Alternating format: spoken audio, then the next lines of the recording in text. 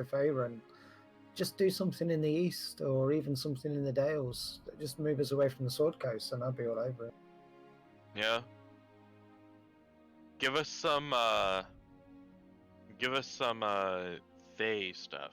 Some like Red Wizards of Thay stuff. Give us some more of that. Where are we at with those at the moment? I'm not sure I'm up on the current history. God. I know that there was the Dead and Thay supplement for Tales of the Yawning Portal. I honestly don't know. Because they used to be pretty active all the way through, didn't they? All the way through the realms. I mean, their presence was felt, but you don't tend to hear that much about them in the current context. I'm pretty sure that Thay has changed rulers, which is why. The ruler of Thay, when the Red Wizards of Thay were like super active, was Sastam, the Lich King. He was a Lich, so he had machinations and all that through the realms, but Sastam has since been killed, so... Yeah, they have so much they could work with just in the Forgotten Realms. Also, hello Exacto, how are you this week? Hey, how's it going, guys? Hey, Michael. We were just discussing the book that's about to be released, or the information is going to be released tomorrow, the new D&D book. Nice. In Gorgio, you were asking for my character. At Booking.com, our search filters make it easy to book the. Oh, I saw Chad outside. He asked for your character picks. Yeah. Want to be more active Yeah, this year? it was. They were for the stream. Want to get outside more? Book an apartment near the Oh, right. Okay. Yeah, because he made a new overlay. I got yours, Danny. I got yours done. Because I'm basically just making like POG token overlays for the stream for him. So. I'm still locked out of my Twitch account, so I tend to just watch it. I put it on sometimes in the week as a guest. Just to kind of remind myself what actually happened during the session. Same. Also, hello, James. For every kernel of truth, there's a swath of misinformation. And hello, Eagle. I did not see you join. Good evening, everyone. Their true Hey, what's up? and practices. How you guys doing tonight? We're doing okay. We're getting over our disappointment about the new D&D book. Oh, ain't it awful? Yeah. Fucking hell. I was kind of reading that up on your all's chat on that. Yep. I'm a big fan of Dragonlance, so I would like to at least see that, like, kind of like, if not a setting book, I'd like to see it as a adventure, sort of like Curse of Strahd or something, you know. But I think everyone was expecting something around Dragonlance or Darksun, to be honest with you. yeah, that's what I wanted though. But or that's what I hope for before at least sixth edition comes out. Yeah, definitely. Spelljammer would be nice too, but that's the two that I'm wanting. Oh, thank you.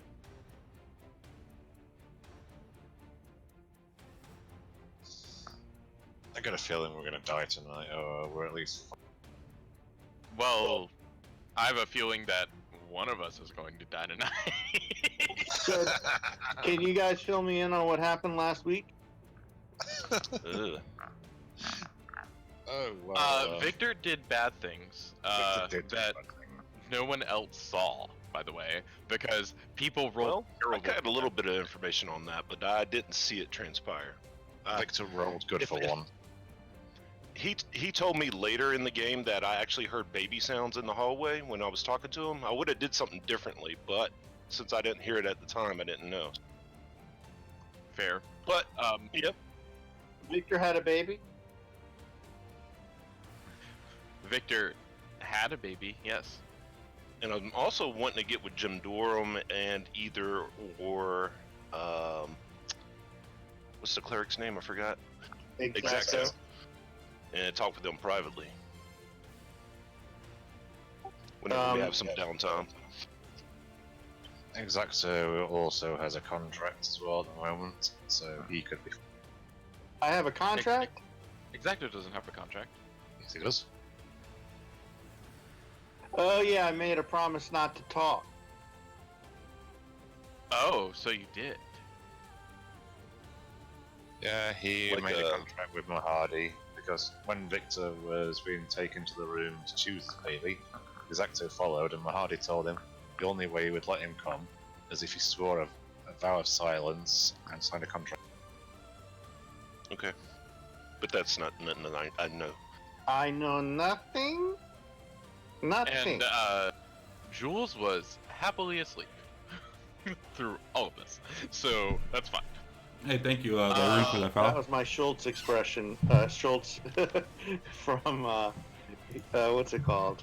Hogan's Heroes. You guys remember? Anyway, Michael, we last week we ended up They're getting going over what over happened last time. where Archon is at Archon's tower. We ended up in one of the most epic combats we've been in yet, and Victor did a bad thing in the combat as well. Thanks to Chad's new house rule that somebody gave him. Looking at nobody in particular, Jules. So details. Wait, So- wait, which house rule? The 11s. Oh, I just said that as a freaking joke. know what That Chad's was not like. my fault. You know what Chad's like. I was just like, 2 1s! Hey! So, yeah, 11s roll on the Magic Surge table. Not my fault. So we went to where we thought Archon was, and we met Krull. He's pretty much his little lackey, and Krull was surrounded by loads of different kinds of dragons, especially one big. I think it was a silver dragon, was it not? White Bala dragon. or something. A white dragon. And he's actually a turtle. Kroll's a turtle. Krull's a turtle. A turtle, yeah, that's true. Because I know somebody was like, "Oh my god, I want that picture." Yes. Yeah. It's me. But he ended up taking us to like some sort of burial site where there was an ancient forge there, and he pretty much tricked us into killing all the denizens that were in there. There were loads of devils in there, spike devils and whatnot. You can see it now that we're at Archon's tower right now. You were actually at the cave of Tiamat. The cave of Tiamat, yeah. But essentially, what happened then was halfway, well, a bit after halfway through the fight, Victor cast a spell, Oh shit. and I'll be right back. he- While they're recapping. so Chad was like, "You know what to do." So basically, what I have to do is, because I'm a wild magic sorcerer, I have to roll a d20 every time I cast a spell. If I hit a 1, I roll on the wild magic table. Jules jokingly said to Chad, because I rolled an 11, "Oh, an 11, roll twice." Oh yeah. And Chad was like, "You know what? Yeah, roll twice. 11 mean you roll twice. Oh, God. Magic table." So one was Yeah, harmless. make a new The second new one house roll. created a 10-foot pit, which was what was it, 50 by 50? 25 by 25. So it was a 25 pit, and it had 4d6 of poisonous snakes in. And it turned what should have been maybe an hour and a half encounter into like a 3.5 hour encounter. That was fun. Well, we were fighting devils and demons Yeah. and things, so Devils on top of that. kept- devils that kept summoning other devils. Yeah, this is Like not a- an like a easy high-ranking campaign for devil, anybody. That guy with the chains. So now, where the map you see currently, Michael, is the cave of Tiamat, where Tiamat is currently, well, dead, I think. But anyway, this is where they wanted to resurrect her. She is not And dead. If you look What they 2 think. spaces to the left of Jules and look at the token there, and then notice its name. Ah, Dun dun dun. Oh, yeah. So there's Krull the Turtle, there's Chango, which is like a manticore sort of creature. Toragor is like this demonic Archon the minotaur. Cruel. Yep, and he has the Hand of Vecna. Oh God. I just watched the episode, the 2 episodes where is that had the whole Vector battle in it. So yeah, that was pretty cool. As much as I am not like a fan of Critical Role, like Matt Mercer designs some hella cool encounters. Like, Oh, I'm yeah. not even He's very good at Like- encounter design. like that man is an insane guy when it comes to encounter design. But that's beside. Jesus. So, as we were about to finish the session, Xandro told Junko to approach him, and that is where we left off. So we're I not. would just. We're not in melee right now. We're not in combat. No, originally when we pulled up here, I think it was Jindorim and Jinko stayed in the vehicle with Lulu. Yeah. But when Arkan came out, that guy Cook came out beside him. He was hooded. We didn't know who he was, and he insisted that the elf come out as well. He knew that Jinko was there, obviously. The elf. So I don't at the moment know what he's got against Jinko, but evidently he wanted Jinko out. You cut his bloody head off. You beheaded him. He did. That's By the way, I am Consequences. That's I am not in hearsay. control of Xandril at all, so that's all the DM, whatever he does. Oh shit! I forgot to do. So in That's- Critical Role, Archon the Cruel's like a 17th or 18th level anti-paladin / barbarian. 17th level at this time. Where's my token, Chad? Am I in a stack somewhere? Where are you? Oh, because I moved you because you transformed into a T-Rex. That's right. Oh, we did that, yeah, didn't we? yeah. We were And what's playing all these white Abishai? They, Hey, are, Lyra. they are demons of Tiamat. Or do you devils. remember that thing we first fought in the Citadel? Or not in the Citadel, in the Cathedral in Elsewhere? It was in, like, the first room after we cleared those cultists. Oh, they got some damn good Blue memories. Abishai, wasn't it? I believe it was, yes. It was a white Abishai. Alright. All So I know yeah. is it has multiple reactions, and I'm just like, no. So yes, you guys left on a cliffhanger with Archon coming out of the cave of Tiamat, and basically the hooded figure coming to basically telling Jinko to get out of the vehicle. You came up. He pushed down his hood. You recognized him as the guy you cut his head off, and looking at him, you can see that his head is obviously reattached with some scarring around the neck area. But other than that, he looks pretty good and a little pissed off. Do you have a question? He didn't look good last time. He was an old man, wasn't he? He was an old man last time. Is he still an old man? He is not. What is he now then? He's about middle age, roughly 50 to 55. He's a salt and pepper beard, still a little bit white, but he looks pretty decent. He's still bald. Chad, Yes. how did Xandril know that Tahoon wasn't in the Demon Grinder as well? Well, Tarhun did kind of die. Yeah, but did Xandril know that? He did. All right, so Xandril, if you remember when you guys were in Elturel and you went down into the... Oh, thank you, Fantasy Grounds College, for following me. Oh, yes. Yeah, didn't But he? But yeah, when you guys were down in the pit, or the crypts with all the people, like the women and children, when you guys were resting, he kind of stepped out from the shadows and said "soon" and stepped back into the shadows. That, yeah. So yes, he has been following you guys ever since you got to Elturel, or not Elturel, Avernus. And he's pissed. He is a little pissed, yes. I would like to reiterate that Jules has never met this man. Neither is Just Victor. throwing this out. Victor, Eagle, and Jules haven't met him at all. And Exacto had never took any action against him. That is correct. That's basically why Xandril wanted the elf to come up to him. And the Dragonborn. Yep. Yeah, I saw your PM. How close? From the cave that they just came out of. Okay.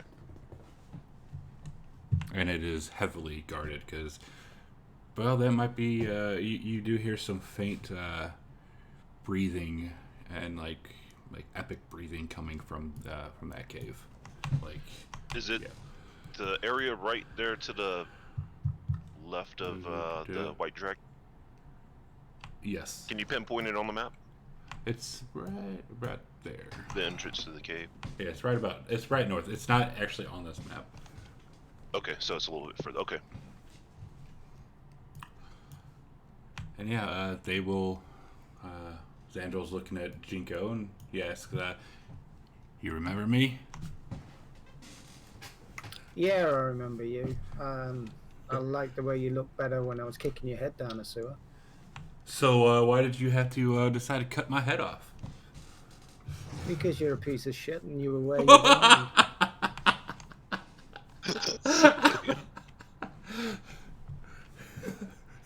I did nothing wrong to you, but you cut my head off. How about you answer one of my questions? Okay. How long did it take to wash the shit out of your beard?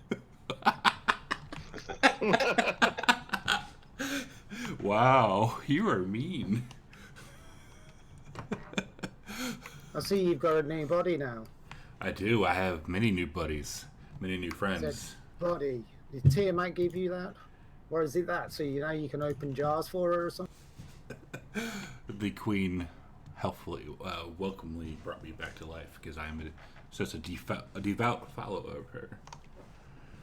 You're nothing. You'll never be anything but nothing. Obviously not if I have all these powerful friends and you have, he looks over at the rest of you, you have nothing. What powerful friends? Archon is standing right next to you. Well, how about you take your dick out of Archon's mouth and speak for yourself? Really hate Sandra. Wow. Does this all stem from the time that he killed Slobberchops? Yeah, and Xandra will look around and be like, I don't see that cat of yours. Did it finally get killed? That's none of your concern. Is that all you're bothered about, the cat? I kind of look down a little bit, Eagle. He don't know anything about Slobberchops. He think they're talking about him. Oh, well, no, you met Slobberchops. Did I? Yeah, I did. Okay, never mind. Yeah, because you were in Baldur's Gate. Well, Archon. Yeah, I remember, because didn't Eagle, like, groom Slobberchops this time? He did. Yeah, it's coming back, yep. So, Archon were like, alright, you guys done with your pissy match. What do you all want? And Xandral's like, I want Why are it. you messing with this old fart? I don't care what body he's got. He's a decrepit old fool. He's got no morals. The only thing lower than his morals is his sagging ballsack. Why are you even associating? Sorry, I'm trying not to laugh my ass off right here. That's fine. I don't question our queen. She brings who she wants. Really? And did this one tell you that he was the one that killed Altis outside the bathhouse in Baldur's Gate? Really? Archon will look over at him. Oh, he did, didn't he? He did. And Archon will look over at him and be like, Xandra will just put his head down.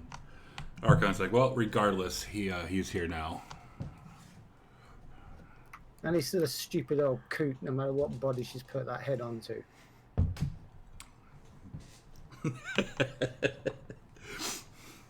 Either way, this match aside, Archon, we've come for a drink.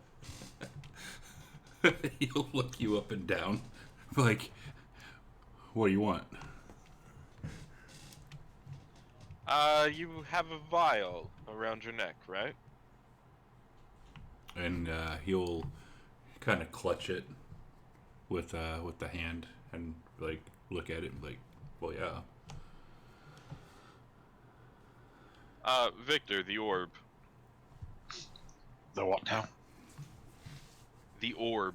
The orb. Oh yes, that thing. I'm gonna take the orb out from my robe and show it to Ark. Give it A to us. trade for the vial for the orb. Let me see it. I give it to him. And he'll look over it. He'll look it up and down. He'll, inspect it. And he's like, "Do you even know what this thing is?" It's worthy enough to get a vial of Tiamat's blood, apparently. And Xandril, he'll still looking at Jinko, and he's like, "Come on, Archon, let me have my revenge." And Archon's basically turns around and smacks him across the face, like backhands him across the face and says, "Shut up." Is that worth the hand of Vecna? It is not. Because we don't want Xandril to die, do we? So, yeah, Archon will look it up and down, and he'll say, "Just a vial of blood, here you go." And he'll, gingerly take it off and hand it to Victor. What do you want with the blood, though, if I may ask? And how did you get this such worthy item? We have a date with a Titan. Oh, you're trying to bring back Uldrak. Good luck with that. What do you mean by that? And then he'll say, "Okay, well, get the hell out of here before I decide to change my mind." Because Abatala up there's she's kind of getting hungry, and you can see that Xandril here wants to incinerate you guys. So I would highly suggest leaving. I will take the vial and run. Jinko's standing in front of Xandril. He's a wild elf, just standing there full of fury and determination, looking down his nose at Xandril with absolute scorn and derision and hatred. And he is not moving back. Jinko, there's time for killing that one later. Come on, Jinko, let's go. He's so ugly he offends my eyes. He's so ugly even dogs close their eyes when they're humping his legs. I don't see why Jinko. this should live another moment long. Can you not feel the power emanating from him? He is not the same. He's got the power of Tiamat flying for him now. They may have given him a new body, but he's still the ugly old bastard that I killed in the sewer. Beside, Question. yeah, go for it. Can I get Jinko in an area, I guess, without Archon and cast silence on him? Archon and Jinko are so Jinko is there, basically that's where they're all at. So you're just trying to cast silence on Jinko? I mean, it's a 20-foot radius sphere. Can I get Jinko only in that? Yes. Okay, I'll do that, and I'll come up behind Jinko and kind of pull him back to the infernal view. Is this like when you see a bar fight and the girlfriend's pulling him away? Pretty Hold much. me back, hold me back. Pretty much that's how I kind of picture it. Like you're clearly outnumbered, but you're very pissed and drunk and yeah. Igor, hold my coat. And I'm not trying to Hold my force you. Cosmo. I'm not forcing you. I'm just gently trying to push you back. And what is Archon and Xandril doing while this is happening? Staring at you, and Xandril's like, "That's what I thought."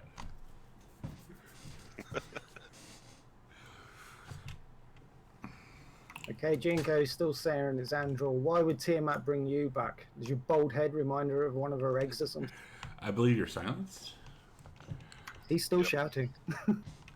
Attempting to. Yeah, silence just makes him totally quiet, right? For the duration, no sound can be created within or pass through 20 foot, so that he couldn't hear what they're saying. He wouldn't be able to hear what Xandril was saying. Okay, yeah. So if Jinko has noticed the silence, he is now going to use an elaborate series of hand gestures to completely demolish Xandril. So basically just flipping him off. Are you just flipping him off, or are you doing other hand gestures? He's like a capo in an Italian family at the moment with his hand gestures. And Xandril just he'll raise up his hand, and you see some electricity coming off from his fingertips, and he'll just start laughing and walk away from you. If he walks away, then Jinko will turn and stalk back to the car. I'll keep silence up as long as he's in it, and then drop it. And then, hang on a second.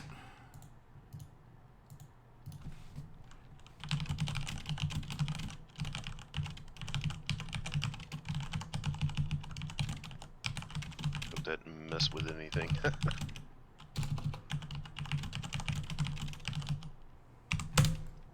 Nope, you're good. So you get, and then Archon be like, "Well, enjoy," and he'll also walk away, and then the line of the Abashis and Trogar, Corolla, and Changeable just basically stand, like, form a line so you can't get past them. As Victor's getting back into the car, he just smacks himself and you see him nodding. We could just run them all over with the demon grinder. There is a dragon that could basically just demolish that demon grinder. How big is that dragon? I think it's an adult dragon, isn't it? It is. Yeah, we've got 100-foot move speed. I think we might be able to outrun it a little bit. I suspect that dragon could pick up our demon grinder, lift it up to a great height, and then just drop it with all us in it. Yes, it is an absolute massive white dragon. Drop a few. Could the massive white dragon lift 6 tons? Probably. There's only one way to find out.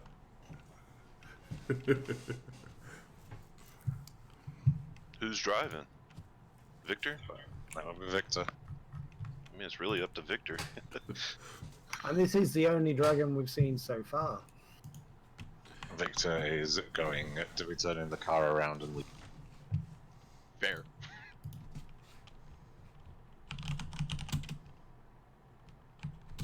I like that Xandril guy. I hope we see him again. Who was that guy anyway? I have no idea, but you could just feel the power emanating from him. I don't know if he's someone you knew, but he feels incredibly dangerous. Jenko would snort vividly.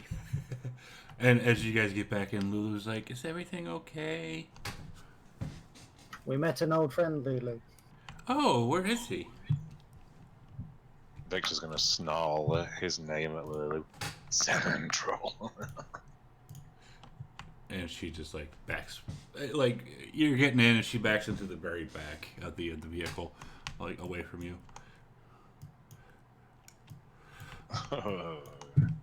So why is this Xandril so heinous? Why do you hate him so much, Jinko? He is everything that we should not be. All he cares about is power. Fair enough.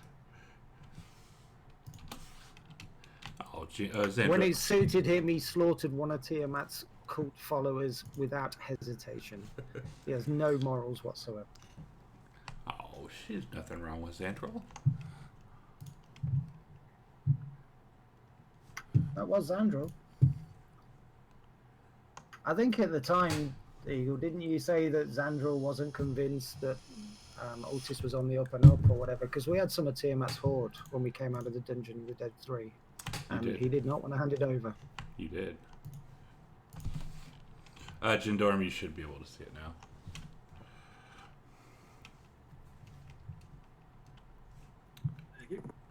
Yeah, Nice of you to wake up, Dragonborn. yeah, Jindorm will wake up from his last little nap inside the vehicle. Yawn, stretch. What I miss? Not a great deal. Jinko had a little chat with Xandril. It went well. Jindoran didn't get out of the vehicle, he wouldn't have known Xandril was here yet. So I imagine he's quite shocked. You just hear Jules mutter, "well" as a term for it. Alright, so, yes, you got your blood. And now, what do you wish to to do? Because you're still in their camp. You do see the cave. There's some smoke and some fire coming from outside of that cave. And if you Well,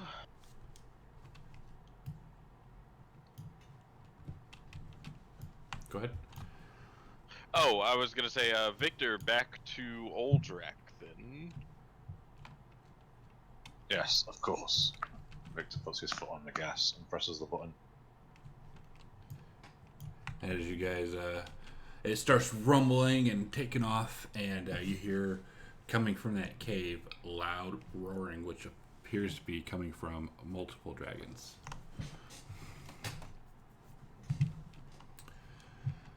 So yeah, Well, that's nothing we need to concern ourselves with. yeah, it's no big deal. It's fine. It's all fine. Yeah, it's no big deal. So yeah, the monument to Tiamat, that's where you guys currently are. If you look And at, we've got to go to Aldrak's grave, was it? yes, sir. And it did take about 4 days to get there last time. Let's take a shortcut.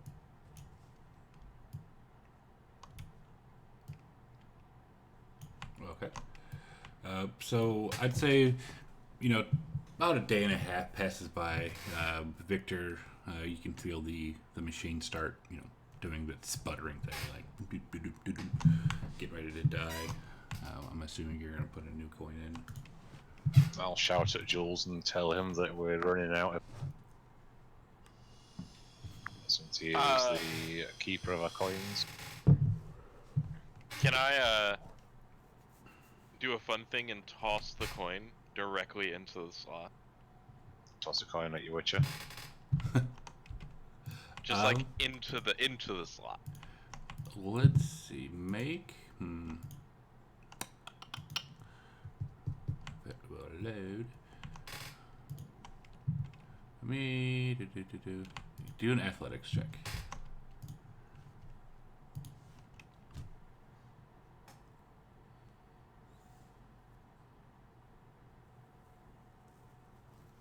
Did I lose you? Oh no. I know why my HP is wrong. I know why your HP is wrong as well. Why is your HP wrong? I think what we were doing last week, Chad. The portal, I don't think the effect got removed before we removed the character. Well, what? Look at my stats. Oh. Oh.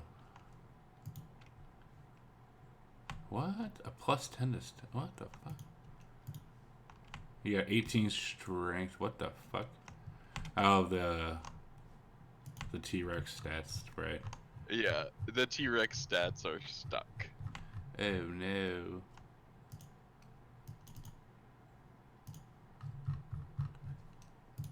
It's okay. Can be fixed.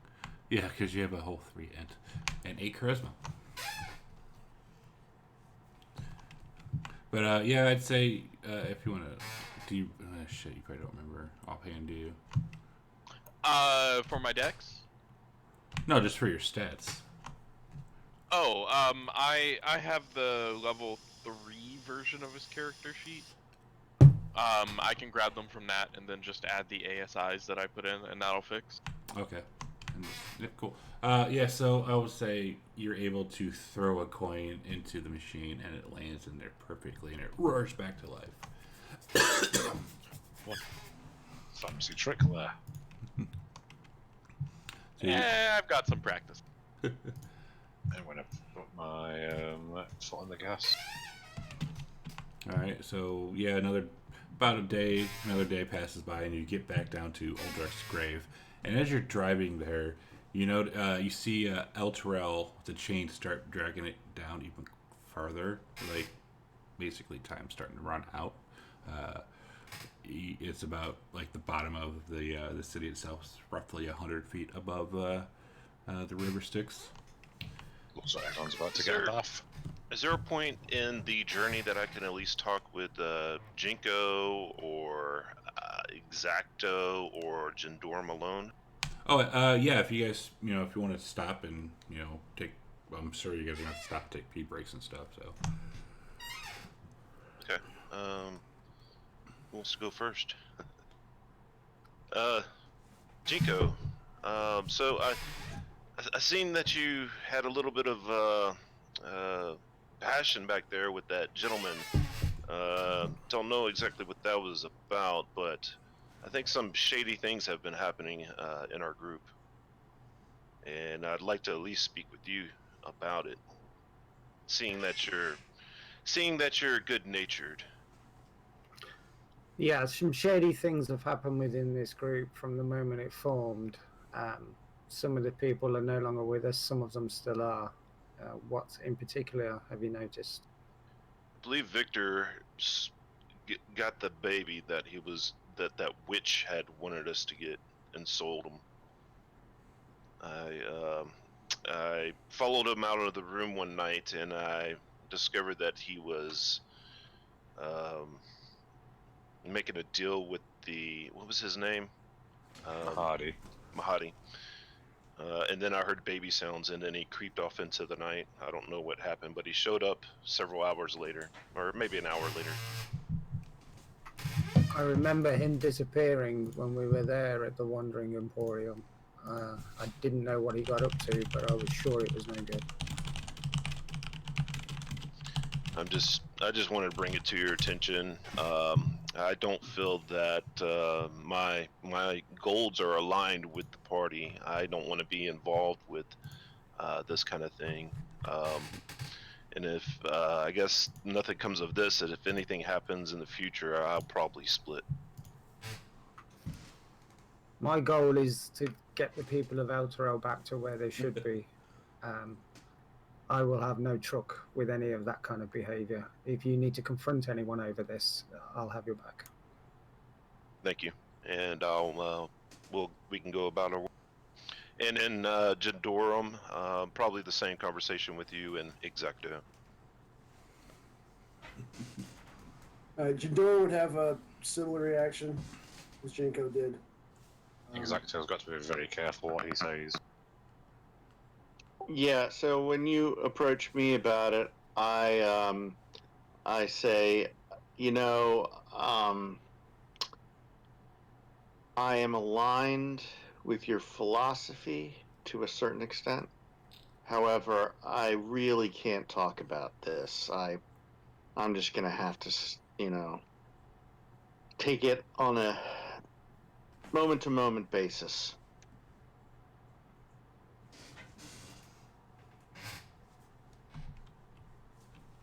And what was that, Jindorum? So Jindorum would have a similar reaction as Jinko.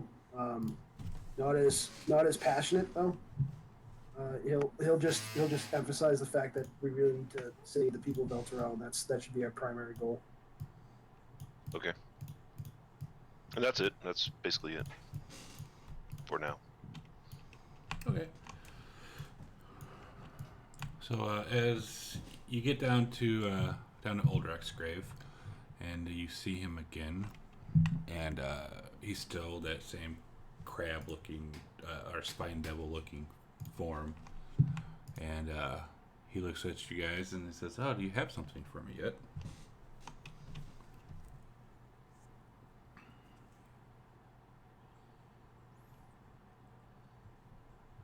Who had the vial of blood?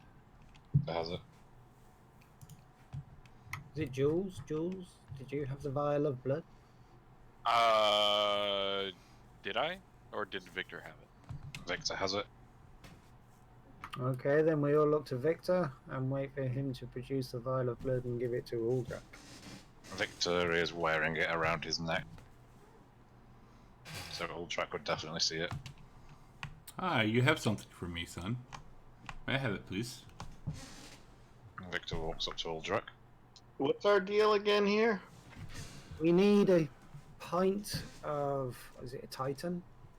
Yeah. I think it was a pint or a gallon or something like that. It's Titan's blood, and this was originally a Titan. he got turned into the creature he is now, and in order to break that transformation and become a Titan again, he needed Tiamat's blood, which is what Victor currently has in a vial around his neck.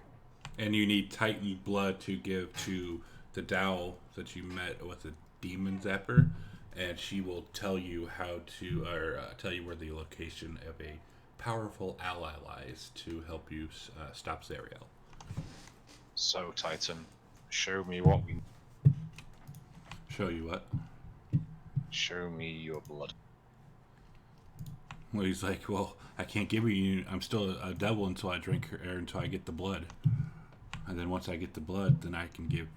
I'll become a Titan again. Did you just say drink? I thought we had to consecrate the ground. Yes, I just needed to drop it on the ground. Yeah, that was just out of character. That was my fault. Alright. Victor's gonna take the vial of blood and just tip it onto the floor. Where at? In front of Uldrak. And as you do that, he starts saying finally, and like a big, like a genie poof, like from like the cartoon Aladdin. He becomes a big ass dude again, and now he's like, oh, I'm finally free, thank you. And he will, it's like, all right, now my end, and he will take like a big bucket, like a 2-gallon bucket or whatever, if you can picture that. And he'll slice some of his rest off, and this nice, clean, crisp-looking blood fills it up, and he hands it to you, and he gives you a gallon and a half of his blood. There's not a hole in the bucket, is there? No, there's not. Victor will pick the bucket up. He's held his end of the bargain, basically. He hasn't tried to double cross us or anything. He did what he said he would do. Correct. Okay, so I will pick the bucket up and slowly walk back to the demon grinder. I want nothing else to do. Where will you go now, Uldrak? You are back in your true form. Well, if you guys are the ones that are foretold to stop Zariel, I will eventually be free from this place.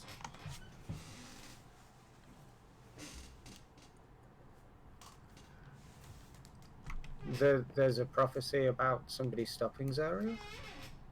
Well, and he looks at Lulu and says, "You're with her. She's the key."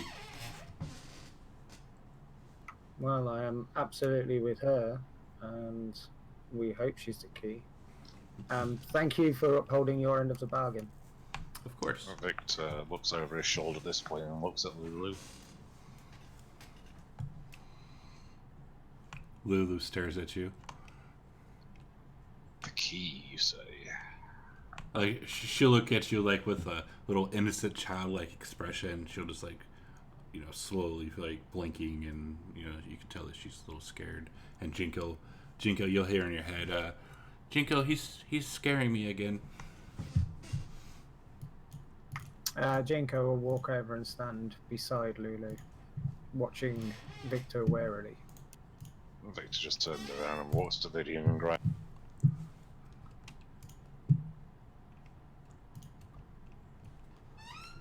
Alright. He's going to secure the bucket in place, making sure that it can't spill. You secure it. And then from Uldrak's grave to the demon zapper, it's like a half a day journey, so I don't think anything too bad will happen. So Victor's proficient with land vehicles. What does that mean for our traveling? You get there successfully, like with no. Basically, if somebody who's not proficient in it, if they're driving, they kind of roll, and maybe they get turned around, maybe they don't. Cool.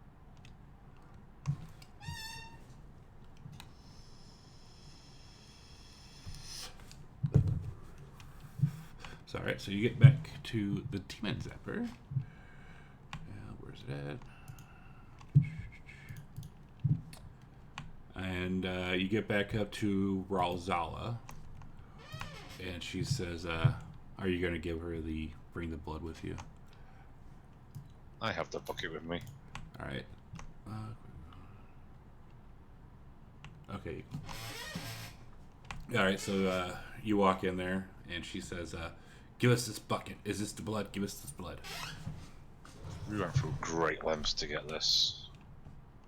Well, you want to learn how to stop El Terrell from falling, don't you? This is what you need. Well, I might do. Is yes. the unicorn still trapped atop the It zapper thing? It is. I'm going to take the bucket to her and warily pass it to her. As you pass it to her, she starts chugging it down. Gross. And she says, "Oh, I'm finally free as Ariel. Thank you guys so much." And then you all hear the unicorn saying, "What about me? What about me?" And the dowel will fly up there and essentially release her. Okay, what you guys can go now. You told us you would tell us of an ally in our quest to free the people of El Terrell. Oh yeah, that's right. I did, didn't I? Well. Okay, fine. There is the crypt of the Hellriders. If you go there, there is a giant great knight. His name is Olanthius. He can help you, and he can help you give the support of Bell. But you need. Where is the crypt of the Hellriders? Give her the map. Give us the map. Hand over the map. And the dial will point at the map. Right down there. Oh, that's pretty close. Yeah. I'll check that the unicorn is okay. I'll share any water or if there's any food, if we have any oats or anything that the unicorn might eat or drink, and make sure the unicorn is okay too. Oh, thank you, Elf.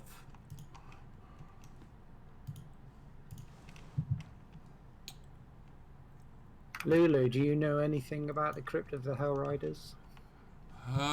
Yeah, I know a couple things. What do you want to know? We've been shown where it is. Can you tell us anything about what we might find when we get there? And have you heard of this guy that we've just been told about?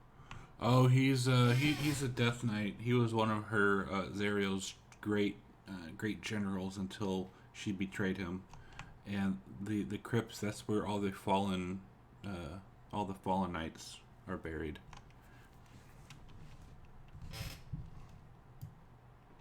That's where all the Hellriders who followed Zariel into battle, that's where they're buried. So these are the ones that didn't run away and weren't corrupted. This is where they died and where they were laid to rest. That is correct. Okay, it's probably as near as we're going to get to hallowed ground while we're in Avernus. Okay, after making sure the unicorn's okay, etc., Jinko will just make his way back to the vehicle and stay near Lulu. And she's like, "Jinko, I remember something. Do you want to know?"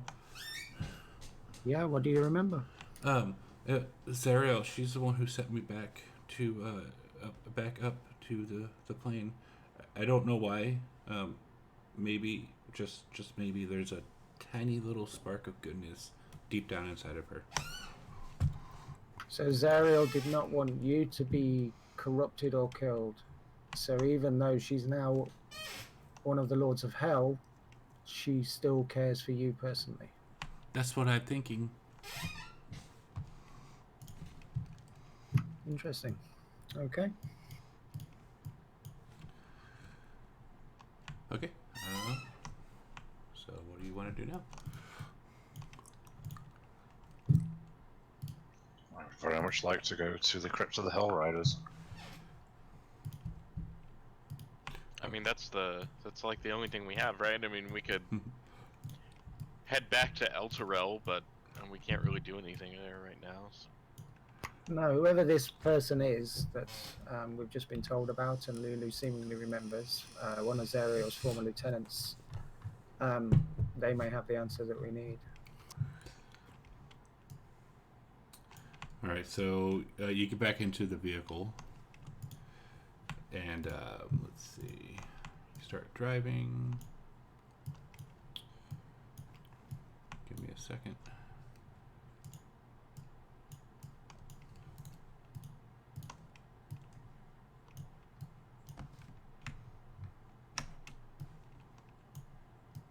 Just what a great map name.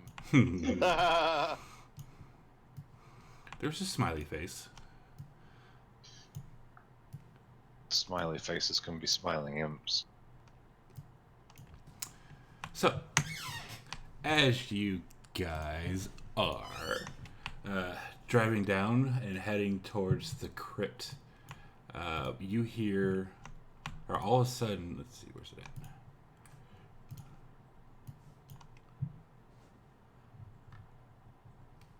Oh, we would have taken a long rest at some point, right? Yeah, you guys, I believe, already have. Oh, wait, no, you know what? You haven't.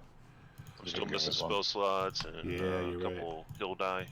Yep, there you go. And for whatever good it will do.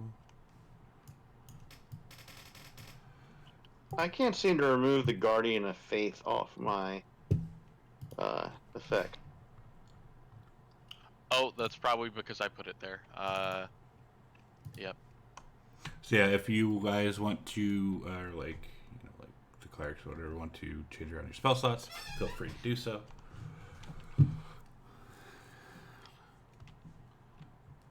Oops, 60, 71. And I need to do one more thing. Because I had an extra guy in there, so it's 60, 71.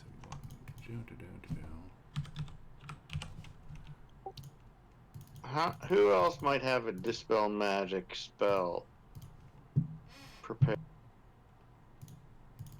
Not the ranger. Not the bard. Not the sorcerer. Dispel magic. Alright, then I'm going to take it.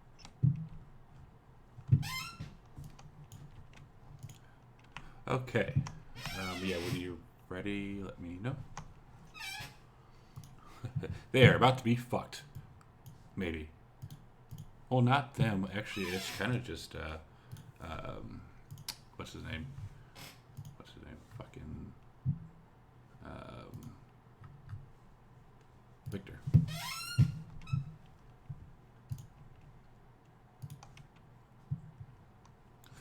All right.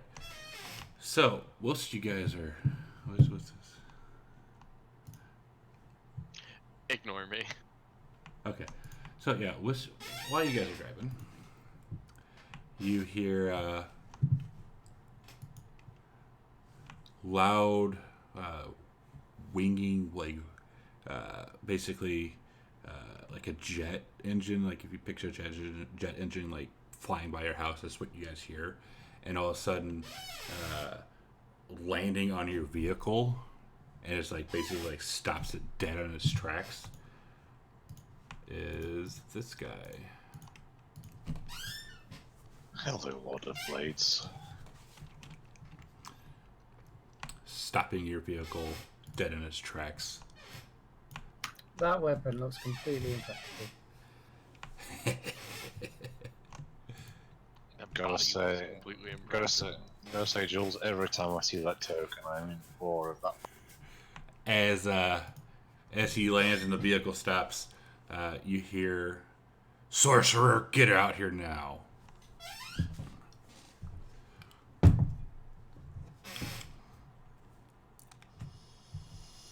Yes, my lord. Don't you, my lord, me.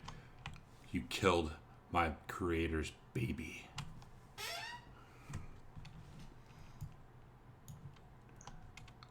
I didn't kill anything. You gave the baby to this hag, and he will basically take out of his bag and throw at your feet Red Ruth's head. Red Root's what? I'm going to assume he said head. Head. She told us all before. I think you have the wrong sorcerer. I don't. You have the right one. I'll speak up. You have the right one. Take him away.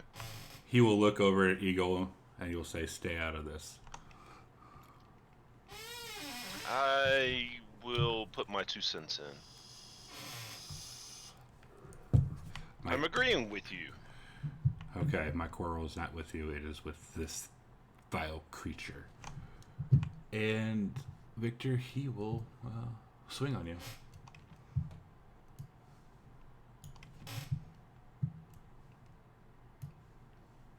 Damn. Sorry, Victor. What does he get? Yeah, 3 attacks. So this was his creator's baby, you said? Yes. Actions have consequences. Oh, we don't know who this thing's creator was. Chad, shield reaction to that. Oh, okay. I'll fix that. So 26. Okay. And that was his. Yep. Okay. Cool. Initiative. And if you guys decide not to fight or to fight, it is up to you.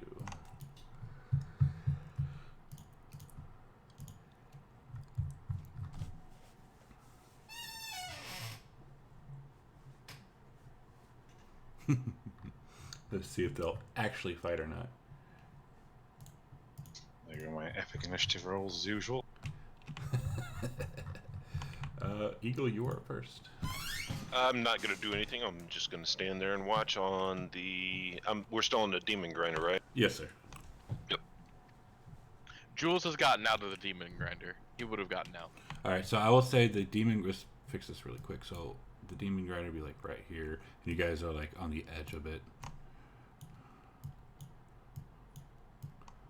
So yeah, Jules, go ahead wherever you want.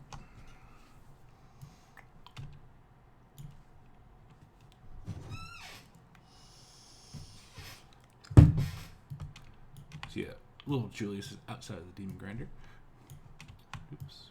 Let's do it like that. Okay, so his turn. Cool. He will swing at Victor again.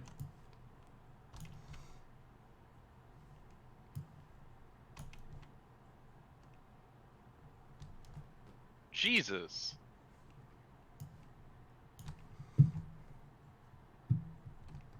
Good God.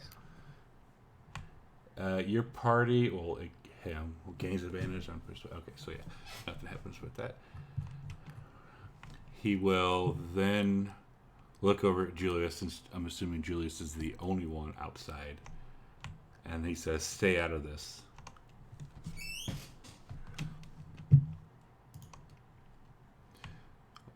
Lulu is not going to do anything.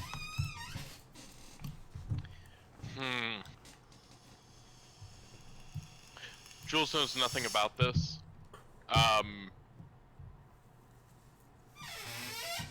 I will ready an action.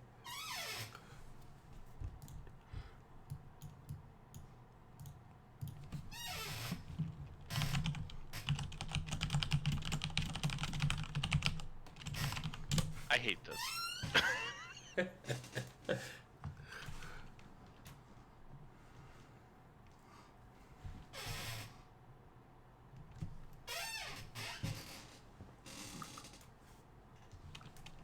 Anyway, just as like a quick reaction, as Victor goes down, you'll just hear him saying, "Praise Tiamat."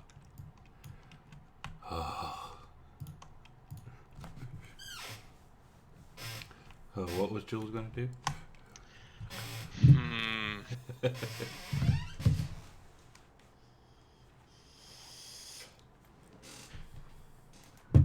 Jules will ready an action to cast Healing Word on Victor if the Lord of Blades attacks him while he's down. Okay. And everyone in the vehicle, you all did see this going on.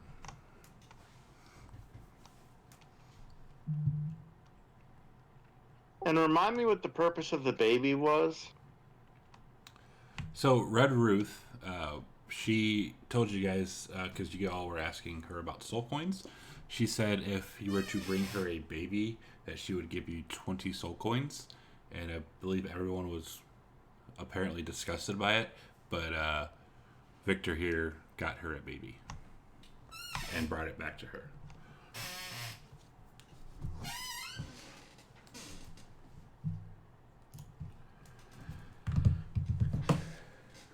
All right. Jindor will get out, but I think he's just gonna stand there, not doing anything. Okay. I'm staying in the machine. I'm filing my nails. Okay. And kind of whistling a happy tune. Okay, Jinko's going to get up out of the harpoon seat and go over to Eagle and say, I'll follow your move. I don't like the look of this creature. I'm not sure that 2 wrongs make a right here.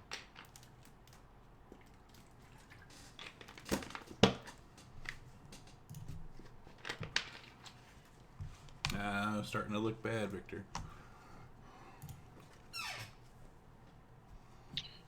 The same will. I'll look at Jinko and say the same will happen to us if we put up a resistance against this thing. Whoever sent it to find Victor has the same type of power to send them upon us. I think it should end here, but I don't want to force you into doing something you don't want to do. And that's it. I won't do anything. The Lord of Blades makes to swing on him. All right, healing word triggers. Do it.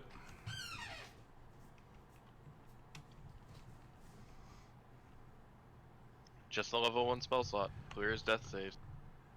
It does. Let's see, where's he at? He's at the bottom. And he will swing on you.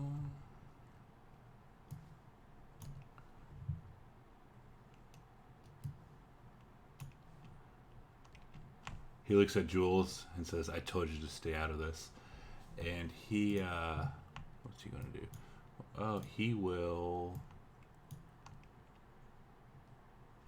come slashing at you with his, and fly by you with his wings, slashing you. Like, basically, like flying right past you to the other side, slashing you with his bladed wings.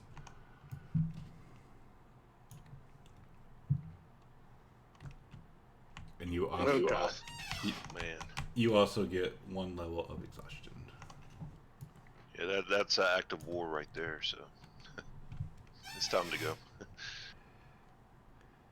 And his, okay, he's going to. Let me load my effects, and I'll add that exhaustion to it. Okay, and then slash down with his blade again.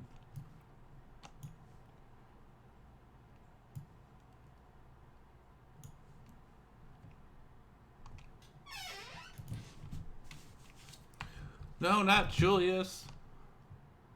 And she asks Jinko if it's okay if she does her trumpet.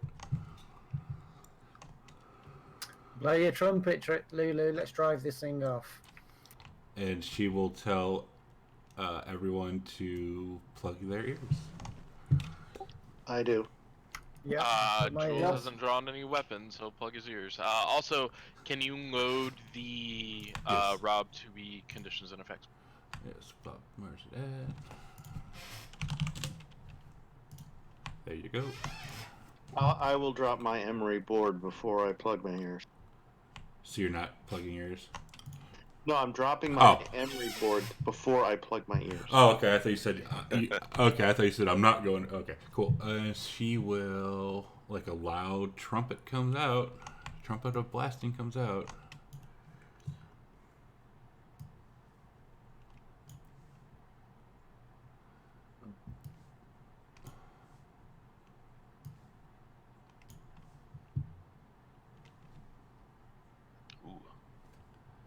And she'll say, he's deafened. Maybe we could get out of here.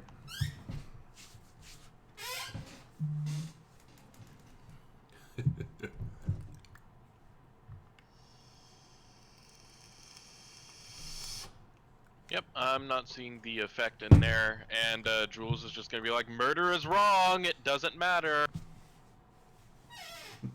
And action to cast Dimension Door.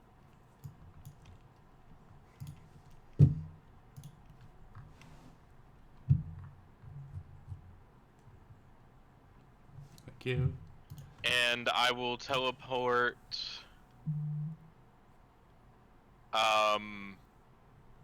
any other spot I can see. I believe it's a 500-foot range. Yes. And does that trigger an attack? That is what I am checking. It's a teleportation from a spell. It's up to you. So it's basically, the way I think of it is Goku touching his little face and disappearing. So you're good. If you look at page 195, the PHP, it says you don't provoke opportunity attacks when you teleport. That also works. I will Dimension Door myself way down there. Okay, does he get...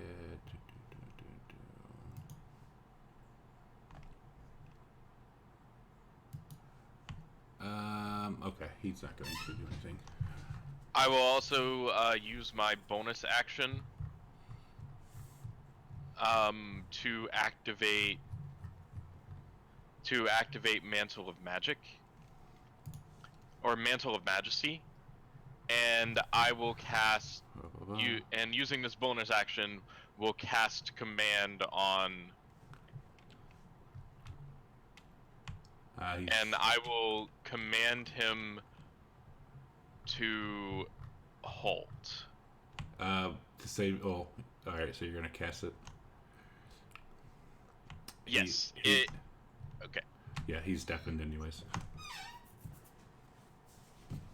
He's deafened?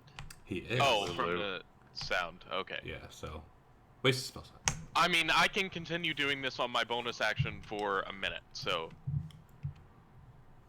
Okay. It's still helpful.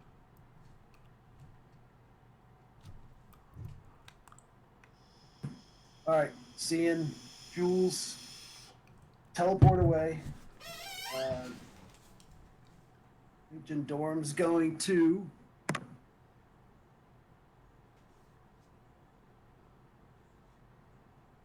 and I get over here to Victor. Yeah, and as you're walking over there, he says, "Stay out of this, Dragonborn." I will grab Victor, throw him in the demon grinder, and lay on hands. 1 hit point. All right, and as you go to pick him up, he's going to cast. Yes, he's going to cast Heat Metal on you.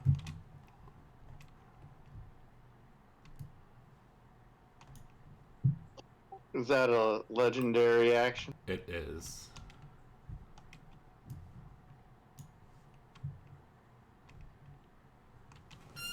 Which you're, yeah, you partially resisted it. Cool.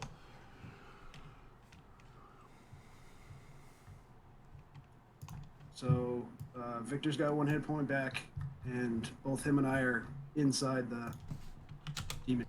Okay.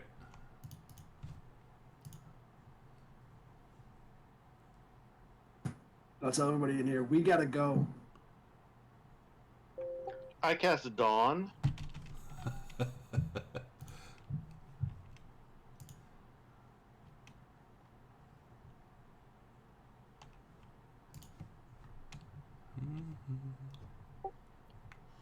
Which creates daylight in that 30-foot area. And if he ends his turn in that area, he'll have to make another save and take more radiant damage if possible. Nice.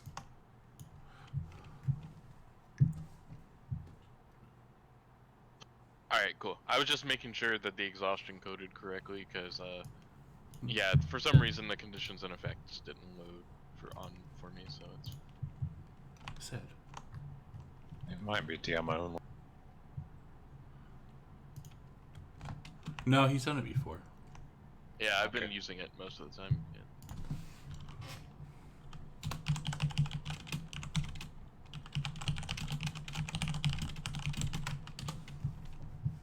Exactly. We're going to do anything else? Oh, that's it. Yeah, I'm staying put.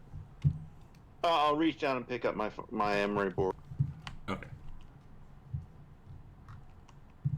This dry heat is just hell on my nails.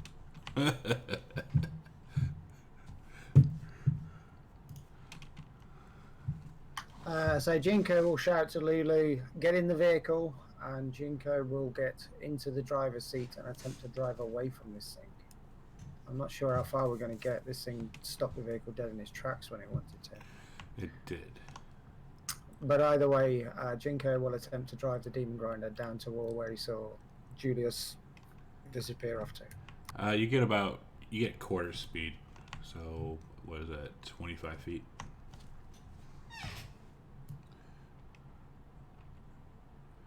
I'd say you get about there, because it is pretty banged up. Which I didn't do damage on it, but yeah, it's pretty banged up.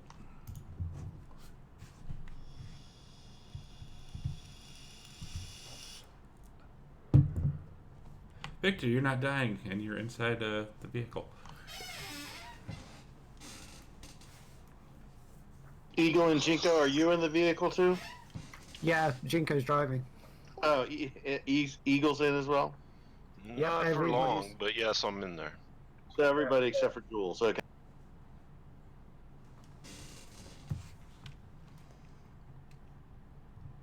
Can you guys not see the thing?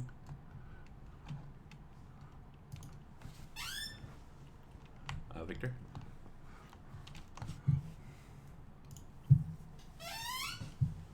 Where is Victor?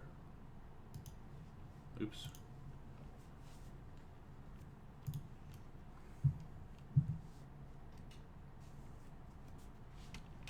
James. Alright, I'll skip him. Sorry, I'm here. Oh, Sorry. okay, go.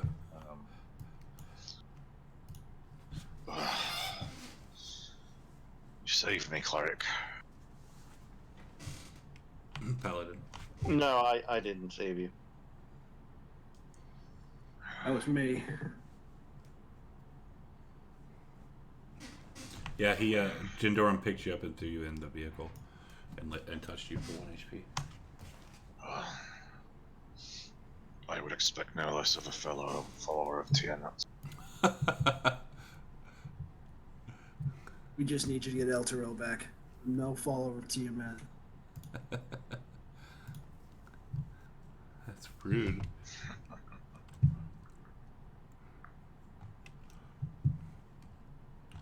All right. So where are you going? Victor's going to pop his head out of the grinder. What's his fly speed? 40 feet. Or yeah.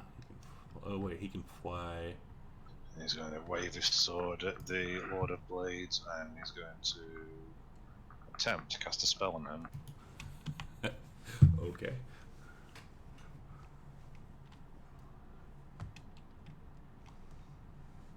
Ugh. I'm too weakened by the battle. Love it. I love it. Alright, seeing as things have transpired the way they have, I'm gonna cast Misty Step to behind the Demon Grinder here. So what's that, 30 feet? Okay.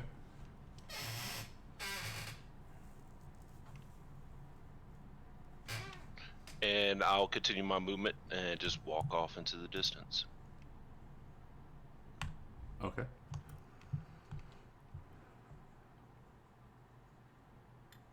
Interesting. Interesting. Okay, Okay, so he's going to look over at Eagle and see him walking away. And he's kind of like, well, Eagle didn't attack him, so he's not going to mess with him.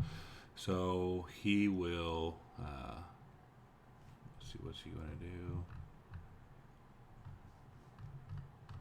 He's going to cast. So he's deafened. He might not have heard where we went. Oh, he's not blind.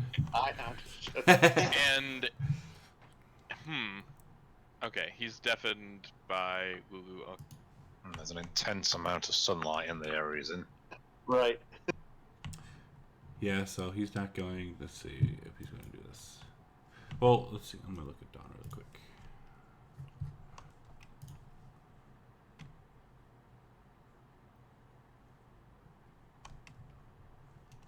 All right, he is going to. What's the like? How high is it? Like, how high up in the air will it go? Dawn? Yes. It is a 40-foot high cylinder of bright light, glimmering. Excellent. So he's going to. He looks around and he can't see. Basically, all he sees is bright light around him. So he's going to cast fly on himself at 3rd level, and he's going to fly straight up 60 feet. And he's going to look down and see you guys, and then he will, as a bonus action. Where's that at? Oh, cool. So yeah, as a bonus action, he's going to heat that metal up on Jindoran. Does he still have to see him to activate it? It's a concentration spell. Let me look. What if he heated metal the actual Doom grinder and everybody had to make saves? Stop giving him ideas. I was just reading the don't owner's know. manual. It does have leather seats. I don't know if a 2nd level spell slot is powerful enough to Yeah, you're right. heat an entire 12,000 or 6-ton vehicle. I'm looking at it right now. Yes, it's rich Corinthian leather. Yeah, it doesn't say if he has to see it or not. You have to say it when you cast it, but it doesn't. It doesn't say whether you still have to keep seeing it in order to use your bonus action. Right. Okay. And yeah, he's, for all intents and purposes, he's 20 feet above the edge of this the dawn, and he can see you guys.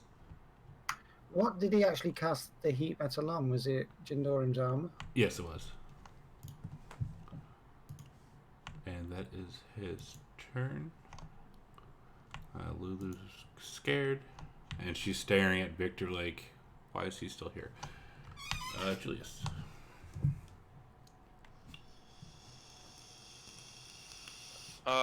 He is deafened. How long is he deafened for? Do we... I believe it is 10 rounds. Yeah, it's 10 rounds. 1 minute, okay.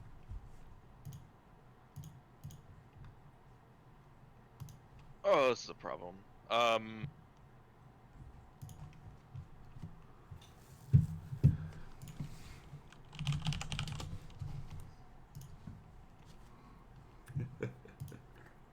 I love it.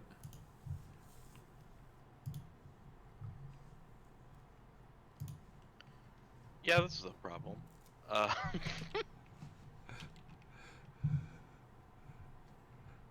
Well, you got a big Lord of Blades flying up in the air, and you got a Demon Grider heading towards you. Well, I don't really want to fight, and so can I wait and hold my action to jump onto the Demon Grinder as it moves past? You can roll a check when it passes, if you will, to try and jump on top of it. Okay, yeah, I'll hold my action for that. That's fine. Okay.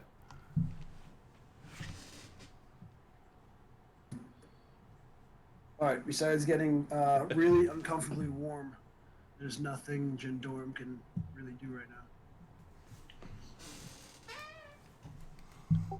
Okay, I'm going to. Oh wait, I thought Jinko went before me because he drove the car. Since I acted last. No, because the car. Okay. Yeah.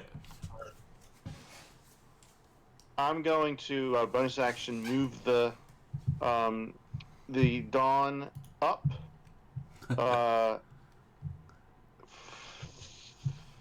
30 feet and over 20 or 15 or whatever it was. I can move it up to 60 feet. So now he will be 20. The top of the Dawn will be 20 feet from him. He'll be like right in the middle of the vertical axis of the cylinder. Okay. Can you move that or no?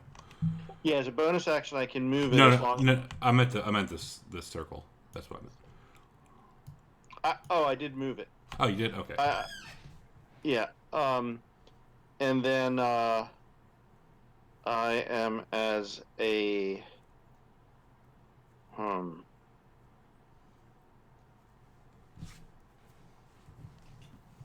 as my action, I'm going to cast Dispel Magic on the heat metal.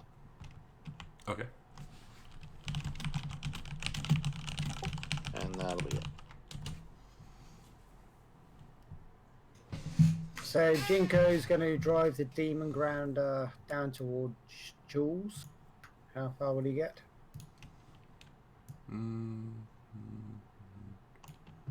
I'd say right about. No, yeah, he's like right at the edge of Jules, so Jules can try jumping on. Okay, and he will lean out of the window and say, "Come with me if you want to live." What check shall I make to jump on this demon grinder? Where's it at? Athletics. Is there an argument for making it acrobatics? Fine. I mean, you can say no. I'm just asking. You're trying to parkour onto the. No, give me a strength check or athletics check. Okay. You try and jump and try to grab on, but the handles kind of are just they're going just a little too fast for you. Okay, Jinko's going to bring the vehicle to a stop, so the next round Julius can just climb on. Okay. And Jules, as he's doing this, will say, "Keep going, I can get there."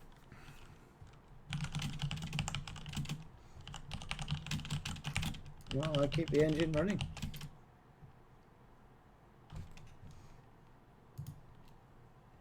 I have teleports. Teleports for days.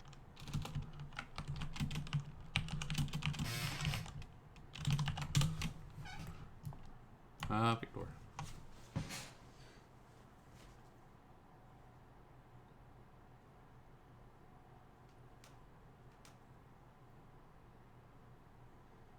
Victor? He's probably playing Path of Exile. Shut up, if it's not even open. How far is he behind us? Is he still in the air? He is definitely still in the air, yes. He's, 35 feet plus 60 feet up in the air? So he's 95 feet away from us. Roughly, yes.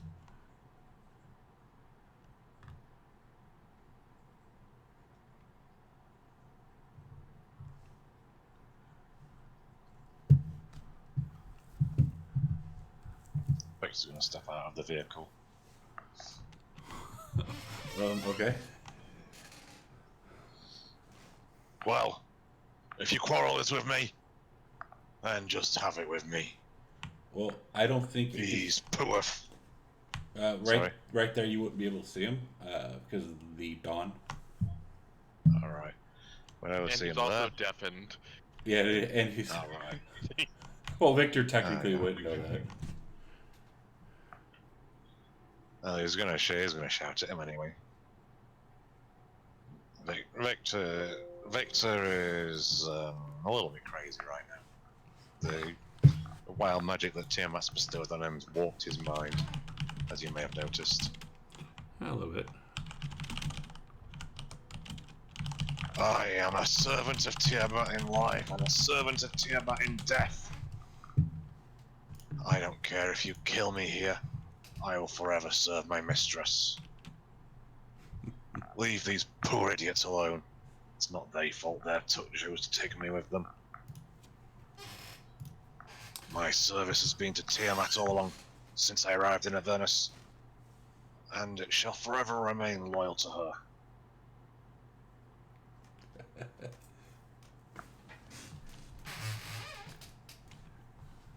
Okay.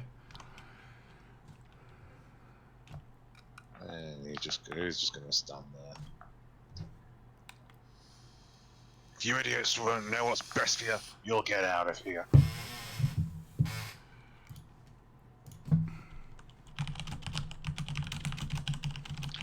Eagle just continually walks. Pretty sure y'all can't see him from the dust of the bone grinder or the demon grinder, but he's taken off. Yes, he is. So the Lord sees Victor coming into the light. So he's going to fly back down, and he said the radius is like 20 feet up in the air now. Right, so it's 40 foot in height, the cylinder. So, and he's right in the middle of that 40 feet, right? 20 feet from the top, 20 from the bottom. All right, so hypothetically, if he were to land down on the ground, it wouldn't affect him. Correct. That's not hypothetical. It's all right. certainty. So he's going to fly back down and see Victor and come up to him. Can't hear anything, and he's going to be like, and swing at him with his blade.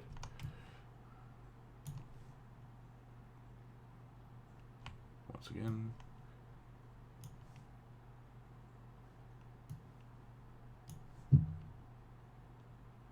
And then he'll look over at the party and just well, hang on a second. James, look at my PM. Look at what? My DM. I can't hear you. Look at my PM that I sent you. I could have sworn you said, "Look at my peen." Yes, look at my e-peen. I see it. It's the Lord of Blades. And then yeah, he will look over at the party, and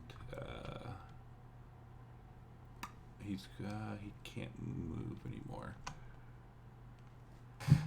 So that's his turn, and he'll just raise his blade up.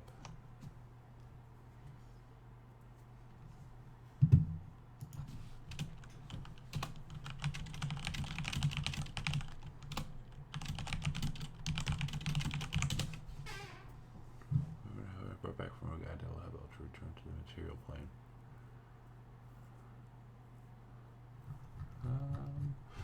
Lulu, she says, "Oh, I can feel Eagle leaving. He's incredibly sad."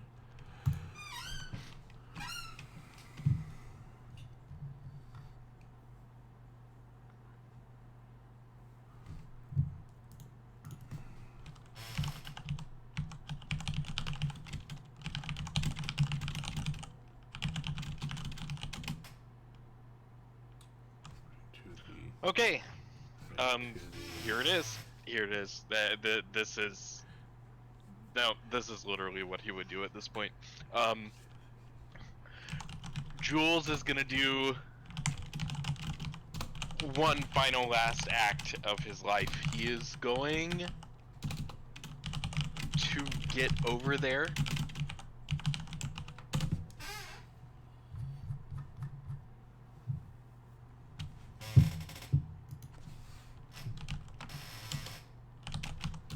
going to go 25 feet there, Okay.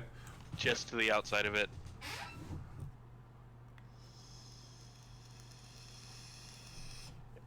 And God, Jules never makes good decisions. Why does he never make good decisions?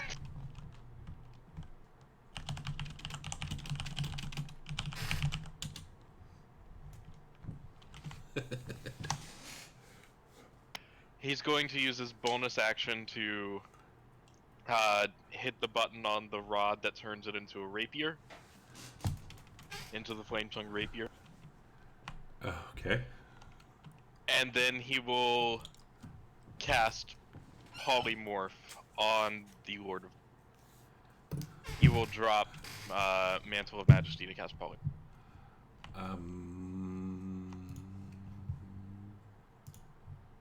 Let's see. Give me a second.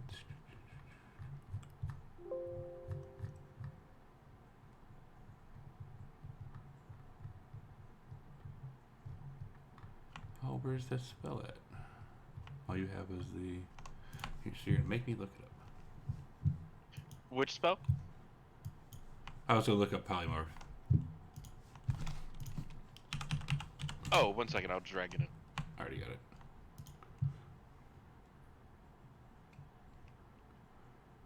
Okay, so yeah, give him a wisdom saving throw then.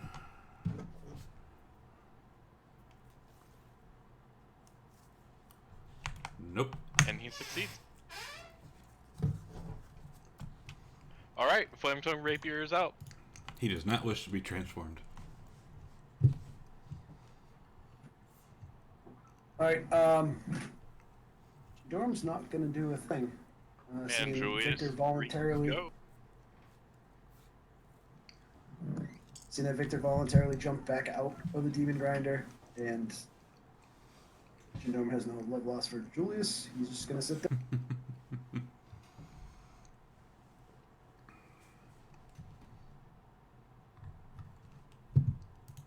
Alright, the cylinder moves back down to the ground, and to that position there. Exacto is going to cast Prayer of Healing,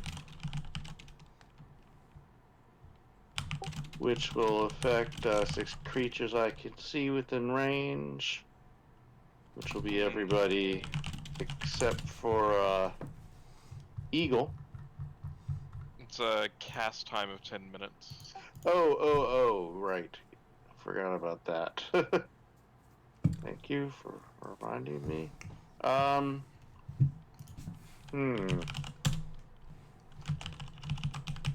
Alright then.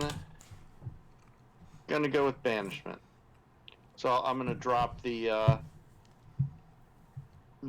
daylight, and I am going to try to banish this creature from this. Okay.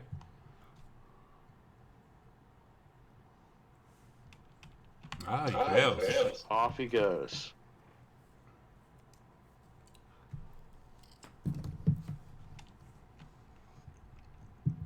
So he has disappeared.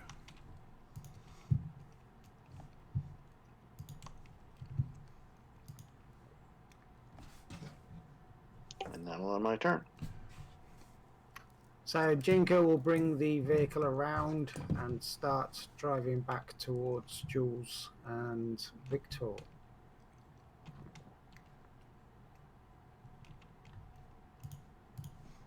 Alright, I'd say you get... Yeah, right about there. At that point, he'll bring the vehicle to a stop. Okay. And I'll mention to everyone that this guy's gone for a minute, but he will likely be back. Demon Grinder. Hey, Victor, you succeeded. Lulu, Psych, Last Jinko, why are we coming back? Leave him. We're going back to see what our comrades are doing. and this is the way that Eagle went. We need to follow him and find out what's wrong. Jules is going to attempt to put Victor's body into the demon. Give me a strength check, little midget boy.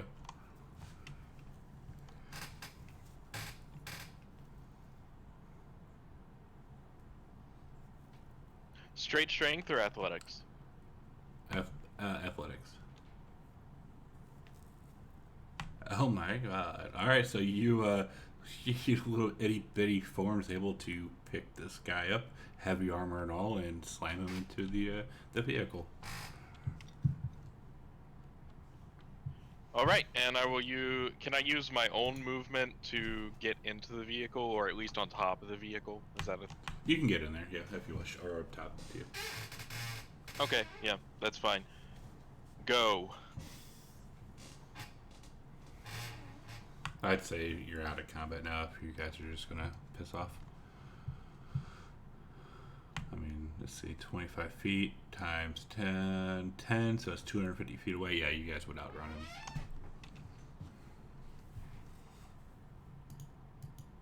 I'll throw a healing word on Vic.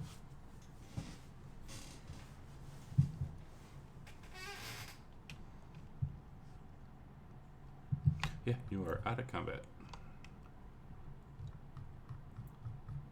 Eagle, are you still there? Yeah, I'm here. Do you want to RP that out or no? I mean, would they find me? They did see where you're going, and the vehicle is up and running now. Like, they're out of combat. Let me give it in and roll a stealth roll. Okay. Or you could roll it for me if you like. Yeah, I'll do that. Let's see, Eagle, stealth.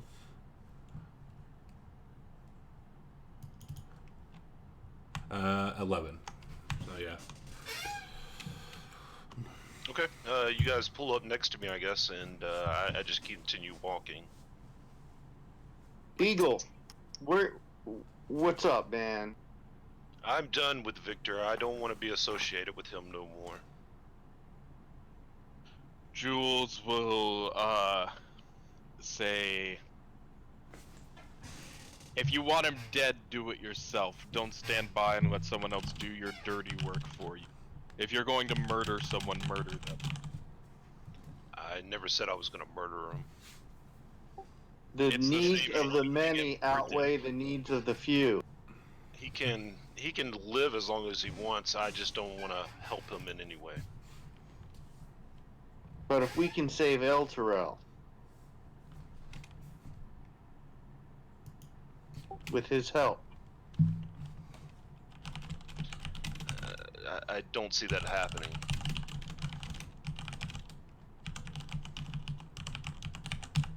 Making deals with Tiamat.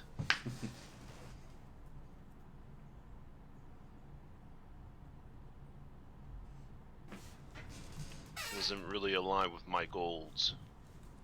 well, we should keep on moving. That guy's going to be back in a minute. And yeah, you all are on the right direction for the crypt. I would say, well, good luck to you all.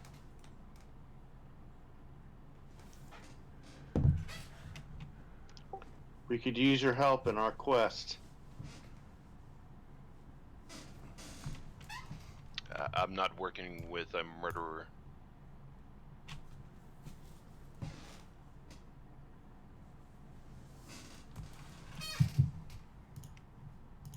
Lulu will say in your guys' head, even Eagle's head, like, well, if he wants to leave, he's trying to find his family, and you guys are being, mean and Victor, and I understand if he wants to go, he can go.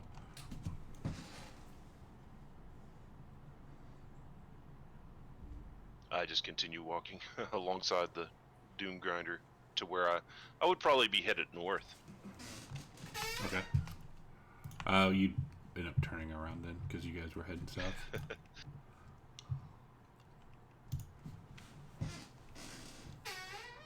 So yeah, the party's heading south, and Eagle's heading north. Are you going to let him go?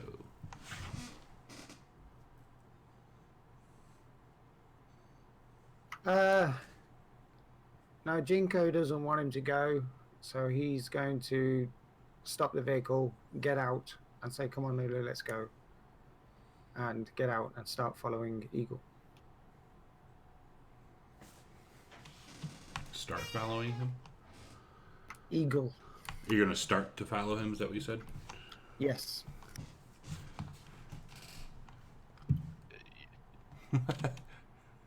You're too far away, I think.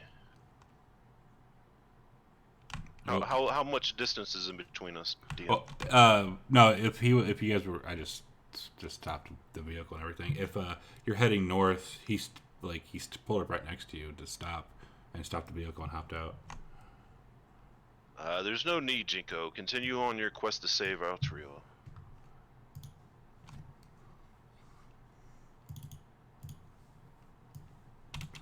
Lulu will even say, "It's okay, Jinko. Let him go if he wishes. He must find his family." Okay, Jinko will turn and wander back to the vehicle.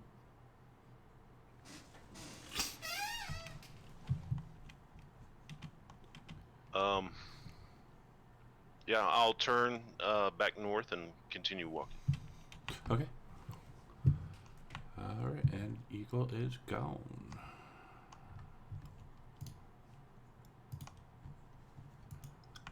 So yes, good job, Victor. You made Eagle leave. No, I'm joking. No, you're good. I mean, no harm done. I don't take it personally. No, yeah, like Xandril getting his head cut off. But yeah, let's go ahead and take a 10-minute break and be back at 47 after. I do plan on playing it still, but I've got to make something, so that could take a minute or two, probably an hour or two. Does anybody know what happened to the Revenant subclass? Did they take it out of Unearthed Arcana, or? I believe it went into one of the official books, I think.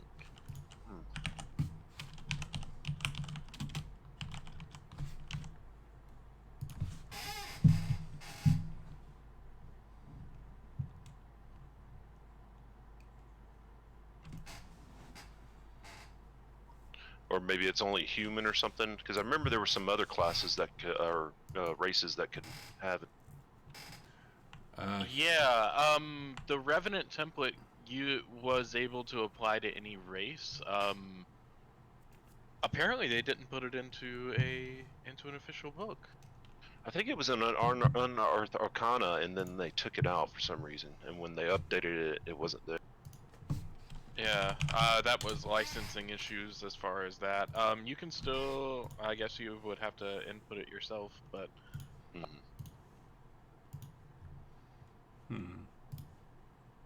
It's basically just like the regular race, with just the Revenant traits, essentially. Yeah. Hey, We're I'm still looking on needing range DPS, right? Sorry. Yeah, so I was just reading about it when it came out on Unearthed Arcana. Some of the old forums seem to say it wasn't really meant to be used as a playable race. The purpose of playing a Revenant is to come back from the dead for a short time to complete one final task, typically vengeance upon the one who killed you. Lore-wise, Revenants are vengeful spirits who have 1 year to complete their task. He said it was meant to be taken by a PC whose character has died, but wants one final adventure with them, not for someone to just play from the beginning. Oh yeah, that was in something new, wasn't it? What was that in again? That was in an Arcana. That was the point of that one, apparently. Yeah, I used the Revenant subclass back in Tomb of Annihilation because the character really didn't want to roll a new character. Yeah, Revenant was a real thing. Yeah, but it wouldn't be a starting class, is basically what they're saying. I mean, we could use it now. Yeah, I might choose something different then. But you're still playing with us, right? Oh yeah. Okay, awesome. Yeah, I might not be for the rest of the session, but We'll see. Just I don't think DM's here, but just continue moving as you guys want. I know I was going to try to. I mentioned something about the Revenant, and we're going to meet up at the crypt. But if that doesn't happen, that's okay. But if yeah, I want to make it a little easier, so I probably won't play a Revenant.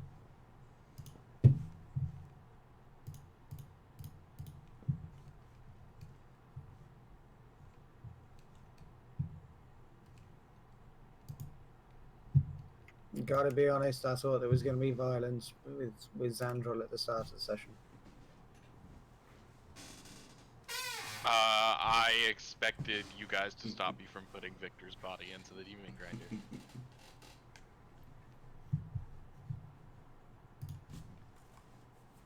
Were we given the option to stop you?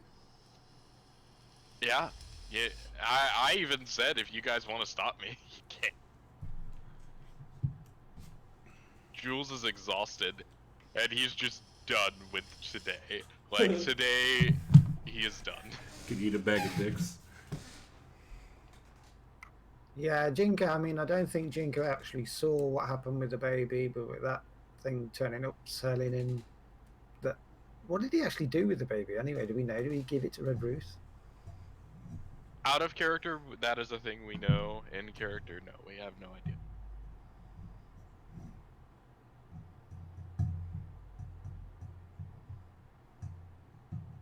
Other than Eagle's theories, which, while true, are still just the theories of the character.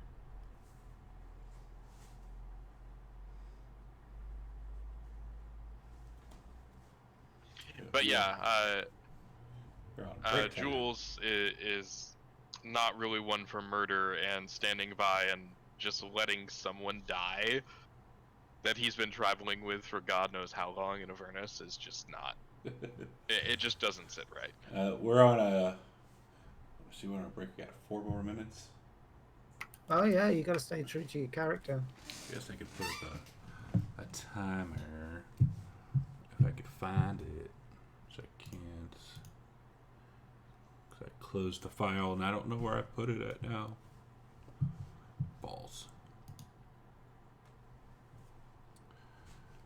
So I can do this. Where's that? There we go.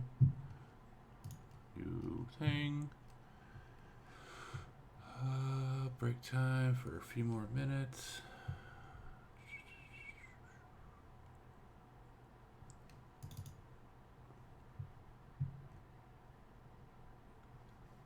New break time.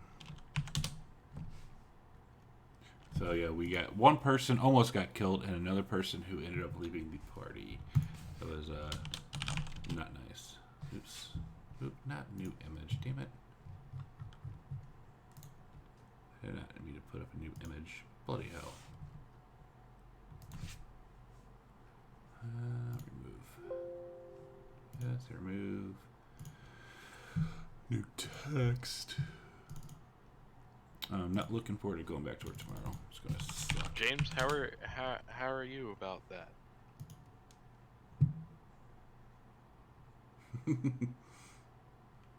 Or is James AFK? Probably. I'm guessing he's AFK. La-di-da. Oh, man. Where are you at? Come on. Hello, thank you. It's like taking forever to do anything today.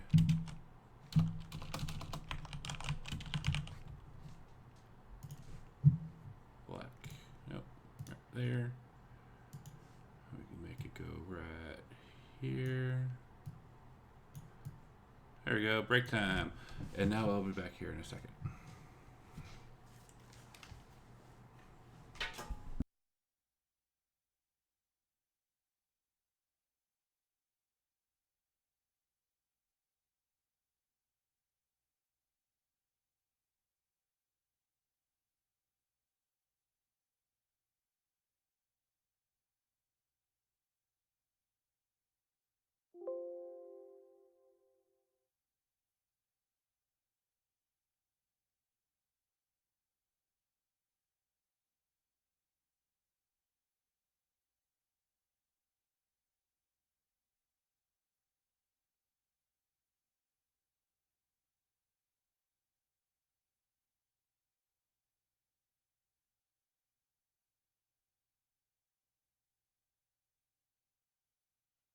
Welcome back.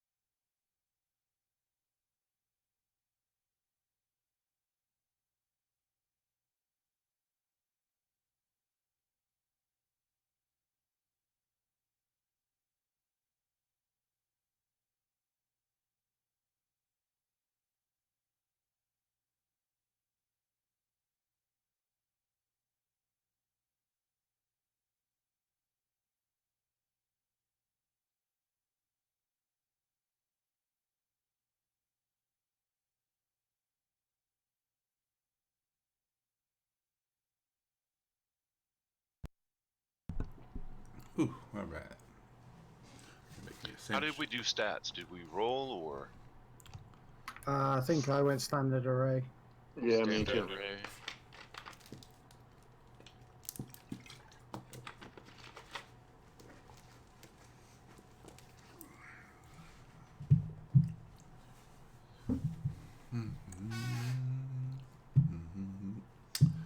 Poor Eagle. Alright, looks like James is out. Or Exacto, one of the two. One of the two.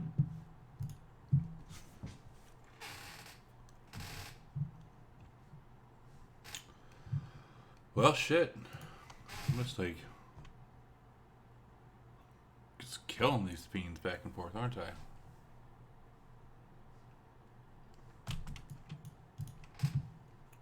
I think we're all back except for Eagle. Oh, yeah, Eagle. Alright, cool. I'm here. I'm Oh. checking. I think it's just James Victor who's not back. Ah, there we go. Cool. Alright, so... Eagle left the party. And Lulu is obviously sad about this. And she's like, well, the show must go on. You do realise that creature's going to follow me, right? And I hope it gets you.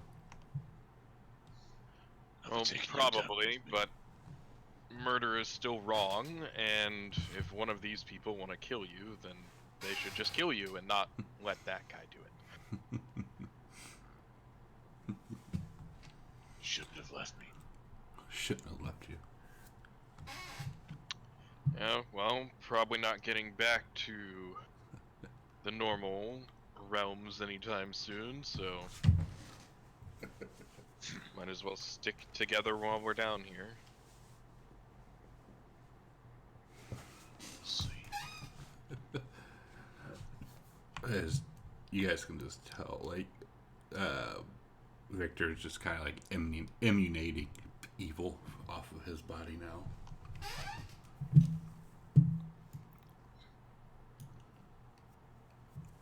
Victor would like to cast Divine Sense. Okay. So Victor, man, what's your deal? What do you mean? I mean, what are you trying to do down here? I'm trying to escape. What else does it look like? Yeah, and then what? Hi, Ralph.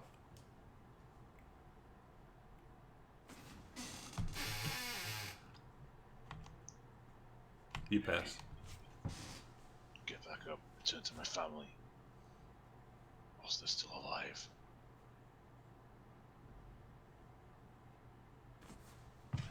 You hear chuckling coming from Lulu. What's funny, Lulu? Point my sword at Lou. He says he has a family. Do you really think that they're gonna love him after what he's done? What happens in Avernus stays in Avernus. This isn't Vegas, man. I know what you've done, Elephant. Really? What have I done? I'm sure your precious little elf would have loved you if he found it. Oh, was it? Oh, is it? I can barely hear you. Yeah, me too. That's kind of the idea. He's like dying. Well, yeah, like I didn't hear what you said though. So I was like, well, only time will tell what your true intentions are. Well, everyone knows what my intentions are. I want to stop Serial and get her back to being good and get Eltrell back up into where it belongs. At this point, the brandished symbol of the Flaming Fist has completely vanished from Victor's shield, and it's replaced by a black dragon head. It's glowing with a red aura. So, Victor, I mean, I think I speak for the party in saying that our goal is to return Eltrell back to whatever the name of that continent is. Faerun. Toro. And you know, get things back to normal. If that's not what you're interested in, then maybe, you know, I don't know. What do you guys think? I would happily get rid of that city from this plane. That is what we're trying to do, isn't it? That's why we gave the gem to Archon, which I still think is a fantastic occurrence.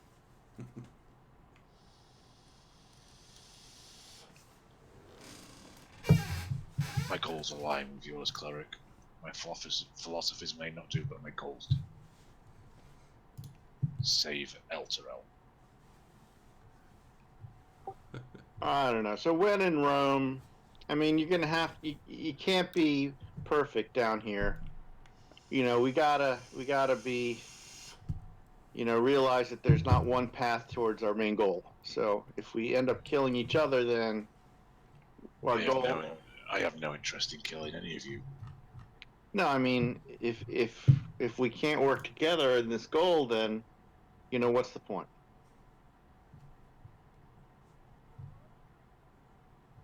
Jinko does not look convinced by this.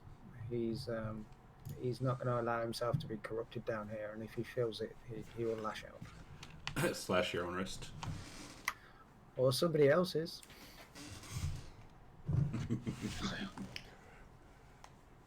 My queen has her claws in me. There is no denying that. But our goals still align. I will not get in the way of stopping.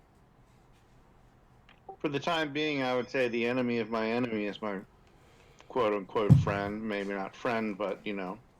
I offered to sacrifice myself to save you, yet you chose to save me. Does that not show my devotion to the cause? What do you guys think?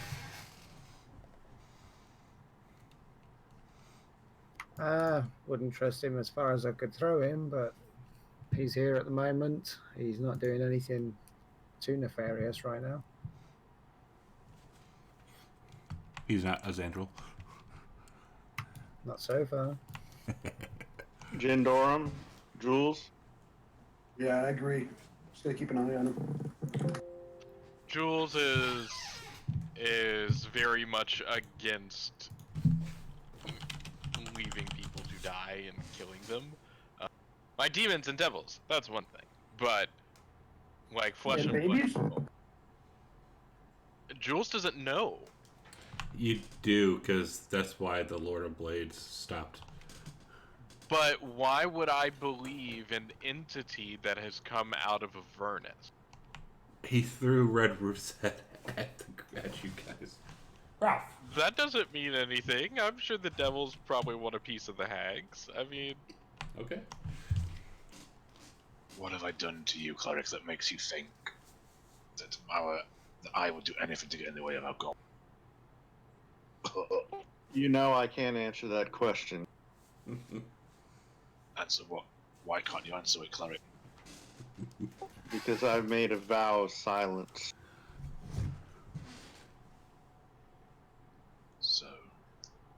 both have deals with the devil, it seems.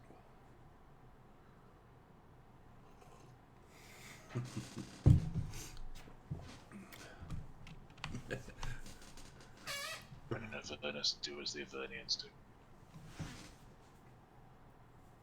Now, let's stop this petty arguing and let's get on with saving that city.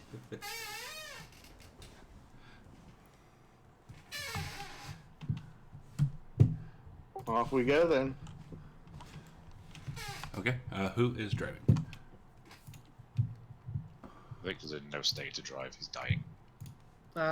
Jinko will get back in the driver's seat and start driving. Exactly, we'll be keeping an eye out for that sword dude. See if he shows up on the horizon, flying after us. Give me a perception check.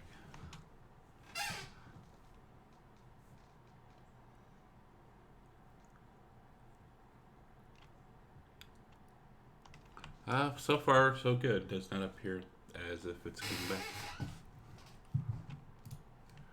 I'll keep my eyes peeled.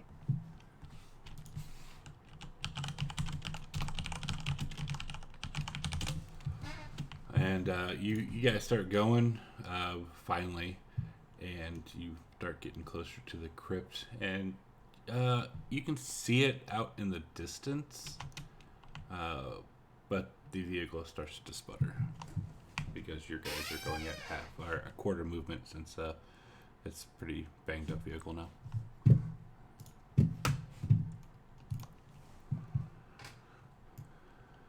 Jinko, put in a coin.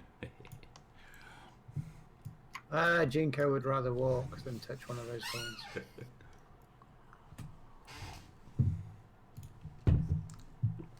I thought we just put in a coin. You did, but since you guys are only getting quarter movement speed out of the vehicle, it's going to take 4 times as long to get there. And you put the coin in, I believe, the day before or yesterday.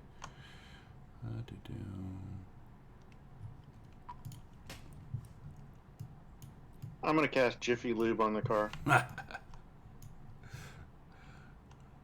But give me give me another perception check since you're still staring out the window. Jules can put a coin into the car. All right, exactly. So you can see the crypt basically, about a mile ahead of you, like straight ahead of you. But also looking off to your left-hand side, you also see a roving circle of basically the big cars, or the cars where you guys are in, which signals the Wandering Emporium. Hey guys, look over there. Wandering Emporium. Do we need to check? Do we have time to check in?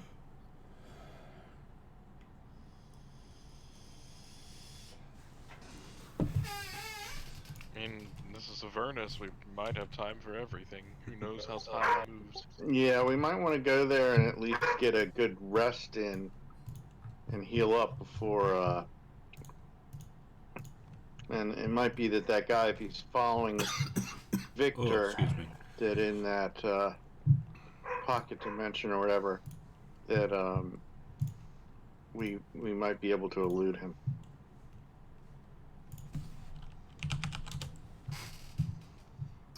Yeah, but El Terrell's only now about 100 feet above the River Styx, isn't it?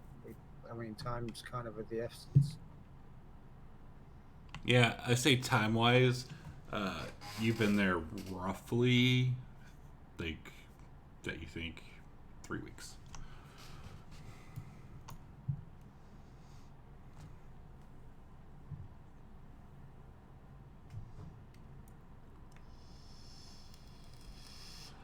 And over 3 weeks, the city has descended. What percentage of the distance from when we first? I believe it was 500 feet up in the air, so it's gone down about 400 feet, so a little over 100 feet a week.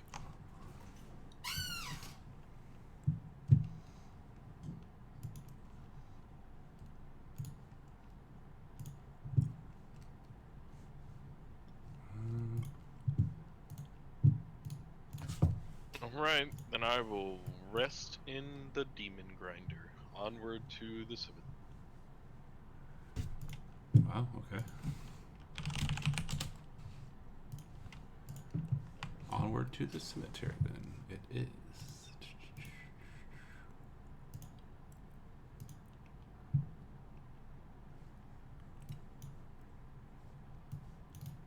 If everyone else wants to go that way, we can always. By the stop way, if it's DM, I'm not going to do the Revenant thing, so I'm not going to be prepared for probably this session. So I'll be ready next session with a new character. Okay.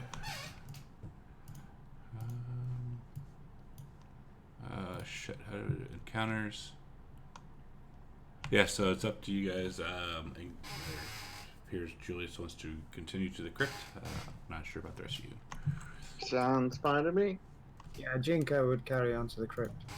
Yep. After what happened at the Emporium last time with Victor and that other guy, he's not too well disposed towards the Wandering Emporium anyway. Makes sense.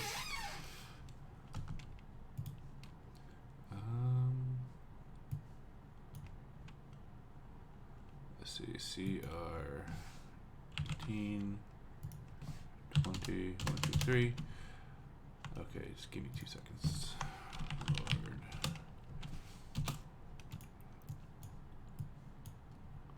No? What?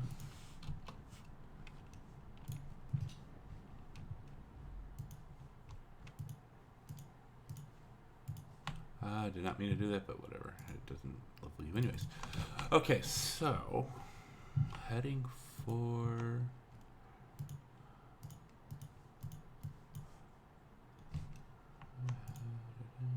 heading to the crypt. Alright, so once you start getting closer, you can see acrid smog swirling around a barren hill, rising from which like giant tombstones are a pair of leaning monoliths, each soaring more than 50 feet into the smoky red sky. Dozens of armored knights kneel in motionless reverence before the monoliths, between which a set of onyx steps leads down under the hill. You also see, looking around, remains of the Hell Riders who died fighting at Zariel's side. Do they look like they're alive? Let's see. The ones kneeling? Yes. You can tell they're yeah. You can some of them are. But also you also see dozens of dead knights kneel before the monoliths, their foreheads resting on the pommels of their swords. The knights' armor serves as caskets for their bones, yet their corpses stay upright, as though in prayer. Jindorm, I can see that those guys are still alive. If they're alive, you want to do Divine Sense to see if they're alive? It would be my pleasure. All right, Divine Sense. 2 seconds. Thank you. Nope.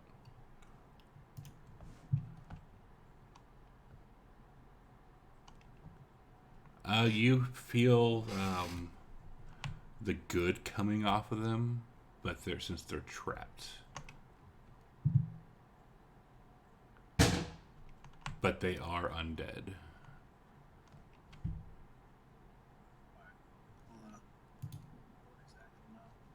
Yeah, they are definitely undead. I can barely hear you.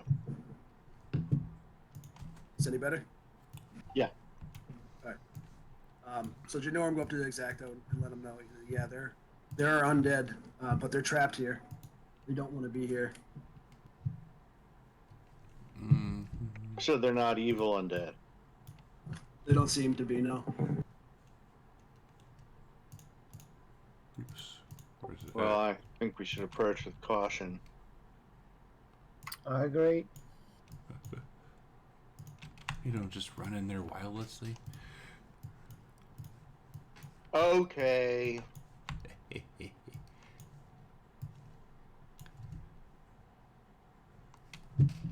Huh? Oh. Yeah, so you guys start getting up to the crypt entrance, and these ghosts and the dead knights, whatever, they are not paying you guys any attention whatsoever.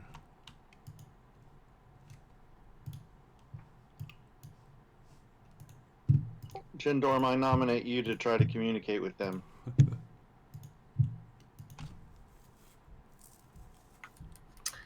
Okay. I said Jindorum. Yeah, I know. I'm okay.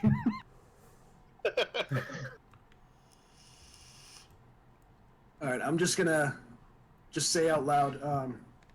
Who was they gave us a name of that knight we're looking for, right? What's Yeah, his name is Oletheus, or Olanthius.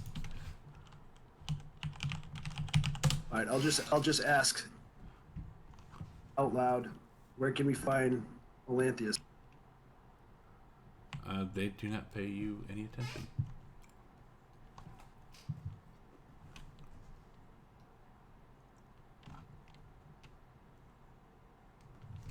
Nice. So if we head towards the steps leading down, do they do anything at all? They do not.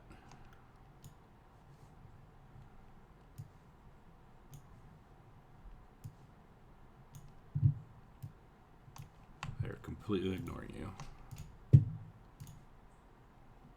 I'll turn to Lulu. Lulu, did you know this Olanthius? Yeah, he was one of Zario's greatest generals.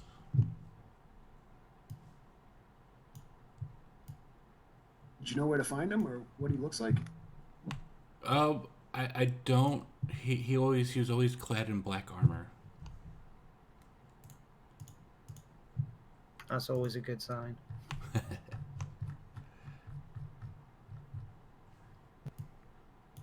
But he might be in here, I guess. I don't know.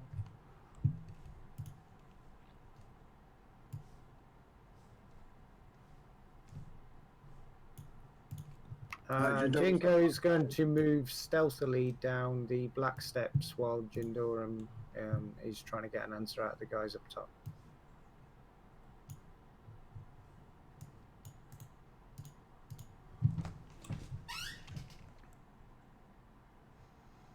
Oh, that would have been awesome.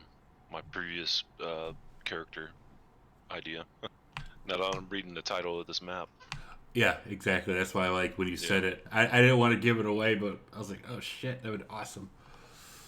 Yeah, I was going to be a revenant of the Hell Riders, but... And coincidentally, that's where they are. That's why I was like, it would have been perfect. Alright, so Jinko.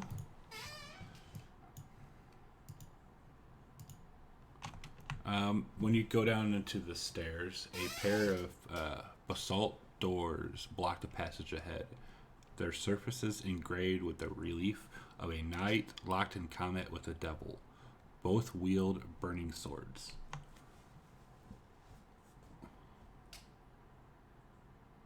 Are the doors locked? Give me a perception or investigation.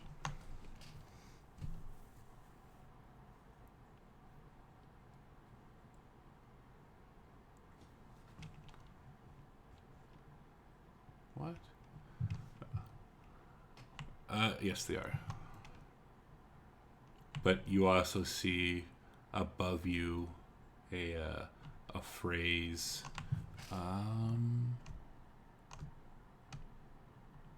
That says "for glory," written like etched into the doors above. What language is that etched in?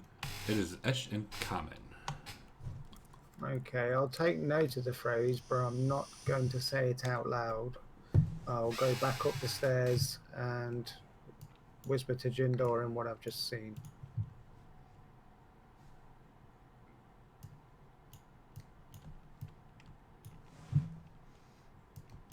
Jindorum will come down, take a look at the door. Okay.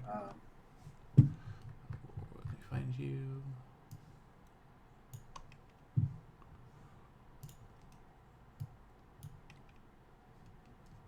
Exacto will join.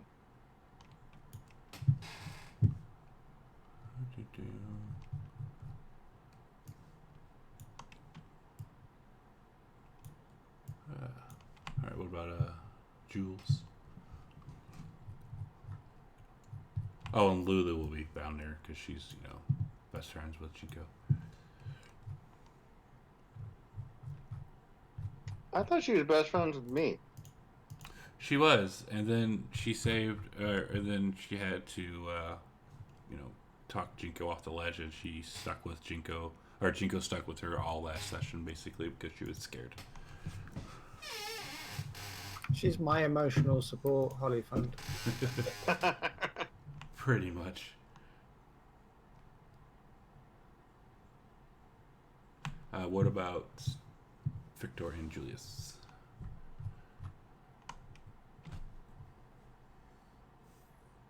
Jules is hanging back, but he's following the rest of the party, just kind of looking around at these revenants and things. He is really not feeling so hot right now. Super, super tired and lethargic. Poor Julius. Victor's walking around at the back. He's very, very close to just passing out.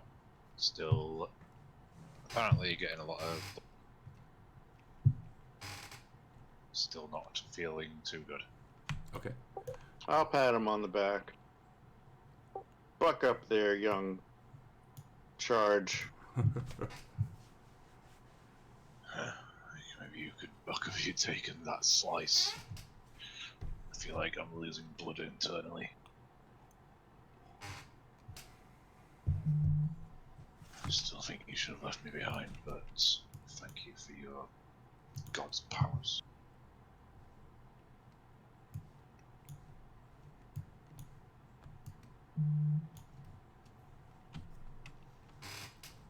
Alright, so you are at a locked door. Do I see anything unusual about it? Is there any locks? Are there any switches, levers? Outside of what they said, what Jinko told you about For Glory, if you wish to check out the door, go ahead and give me a perception or investigation check. It does not appear to be any locks on the door.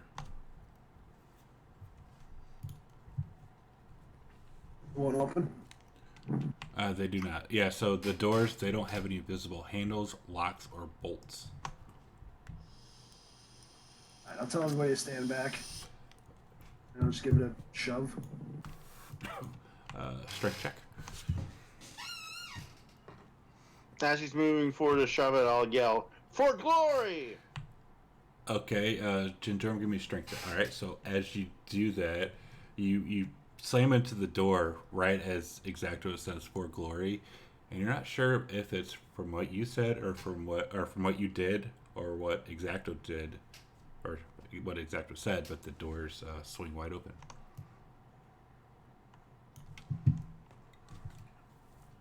That's how you open a door.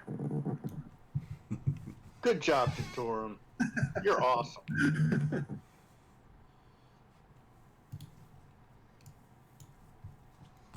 And inside, you see a dark passage ahead. Also, are tokens locked on purpose, or? They are not. I don't know why. Because, for some reason, once you switch new maps or some shit, it's been locking tokens automatically, and I don't know what I did. Yeah, it was doing that to me too. I don't know if there's an option to fix that or not. I'll look. But later. Alright, so Jinko. I'll be moving stealthily, by the way. Do you need a stealth check? Yes, please. I'm going to cast light onto the inside of pouch and then reverse it so it's a little bit of a shines a narrower beam. Okay. Jinko, you are able to stealth. Why does it lock it again? What the fuck?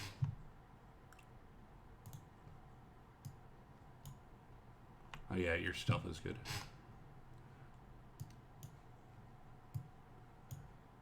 Jules would also like to try and be as stealthily as possible, even though he is very... Stealth check, please. Double 9! You're able to stealth as well.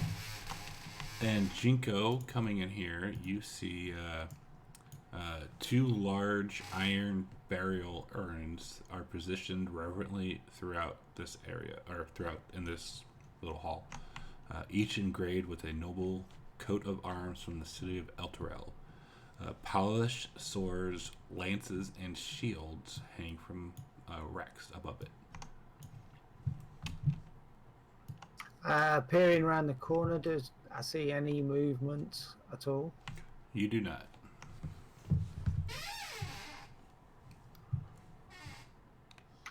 Jinko will step into the room. And as you step in, you get like a little cold shiver coming throughout your body. Okay, at that point, he's gonna kneel down and pray to his god to find release for whatever was interned in this crypt. And as you do that, two ghosts pop out from the urns. And they're sitting there, and they say, "Thank you for releasing us."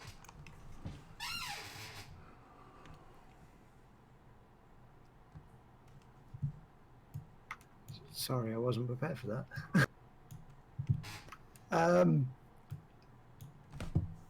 Then I will respectfully ask them who they are. We were knights. We fought and died alongside the angel when she waged war in Avernus. But sadly, it ended in failure. Most of our generals, including Mistress Zariel, they fell to evil and transformed into fiends. We have come here seeking one of her generals named Alanthius. Do you know of that general? Oh yes, be careful with him. Alanthius was one of her greatest generals, but he killed himself rather than embrace tyranny. But Zariel, she raised him as a death knight to ensure his loyalty. Any chance he's down here somewhere? I'll say from down the hall. I'm not sure, but he might be. Have you seen him down here? No, we've been in we've just been here for who knows how long it's been. We don't know. Time immemorial. Exactly. Can we help you escape this place? Unfortunately, we're cursed to remain here. We wish to go to the afterlife, but the oath we swore to Zariel binds us to her service. Please help us find rest. If we can remove the curse, we will. How do we do that? I'm not sure.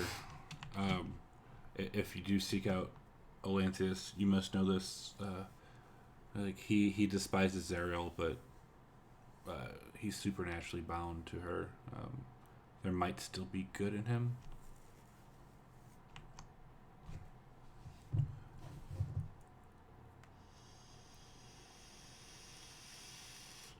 How can we convince Alanthius that we mean him no harm and we wish to do the right thing for Zariel, if possible? If you find him or you see his room, because some of our other brethren, they say that he keeps quarters here. His rooms might contain evidence of his humanity that you might be able to use to appeal to him.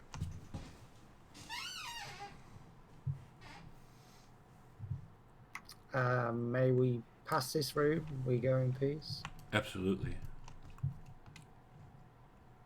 Just please don't defile any urns that you see. I would defile nothing. I am a son of Lathander, and I would defile nothing in this place. Oh, bless Lathander.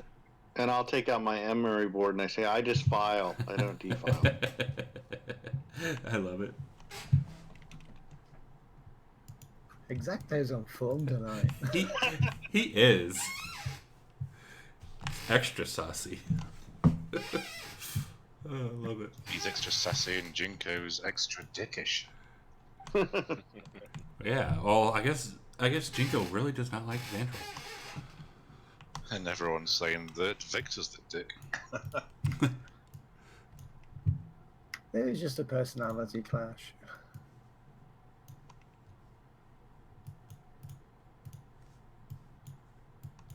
Jinko, defender of cats. Slobber chops. Slobber chops. Okay. You do know that when that fight went down, he was actually attacking Rhea at the time. Who was? Xandril. Oh yeah, he was. You all keep going on about the cat. There was a 16-year-old girl being brutalized. Did we physically? I don't think I physically attacked her, did I? Xandril did, yeah. Yeah. He didn't trust her at all. So did Dario, I believe. Yeah, Tarhoon wasn't too trusting of her either. At that point. I didn't trust her either. Tarhoon restrained her while Xandril was attacking. So yeah, Jinko, ahead of you see a path leading down into darkness. Oh, there's two paths here. Okay, who else is in the room, Exacto? Yeah, I'll ask the ghost. So, which way should we go? Do you know? No, we've been in our urns for so long we can't really leave here. And then Victor comes in, and the ghosts look at Victor, and they stop talking. And they what? They stop talking. Does my How's that effect? Does my presence offend you, Ghost?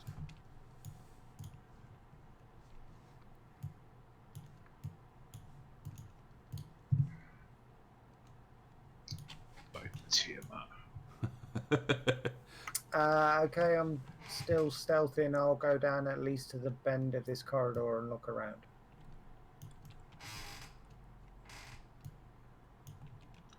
Ahead of you, you see like a tomb or was it a stele? Yeah, it's a stele, which I'm guessing is kind of like a tomb-looking thing. I'm not exactly sure what the hell a stele is. I'll motion to the rest of the party that I'm going to look into this. Oh shit! No, don't want to do that. All right, one ticket.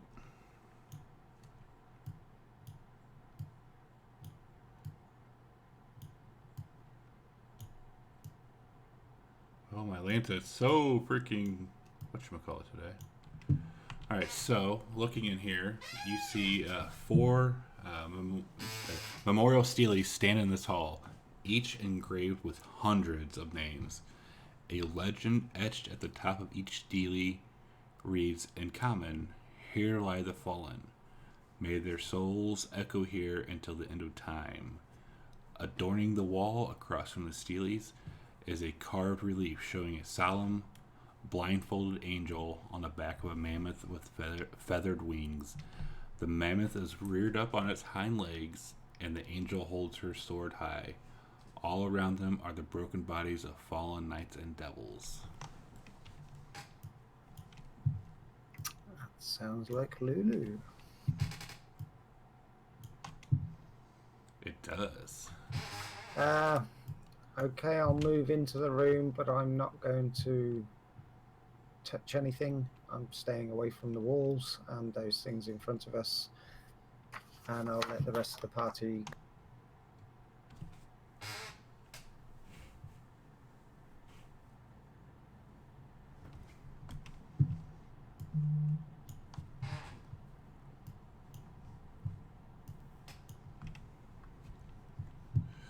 What are they going to do? See, necrotic energy. How is Steely spelled? Steles.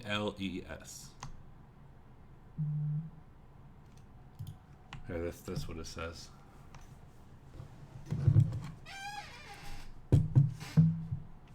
Steely.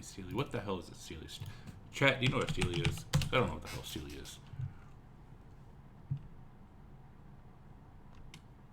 Oh, it's kind of like a a big memorial-looking thing. Stone or wooden slab, generally taller than it is wide, erected for funerary or commemorative purposes. Yeah. Never knew. Yeah, me neither. Like, I had no idea what the hell a stele was.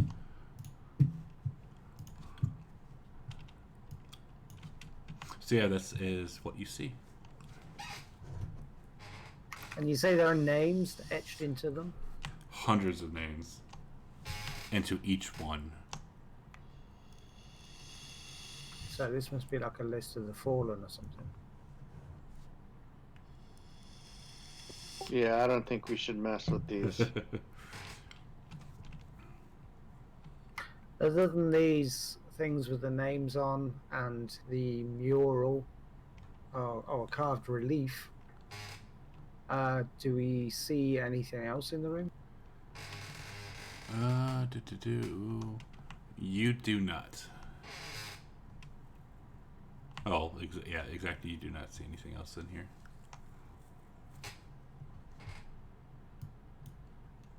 I think we should head back the other way.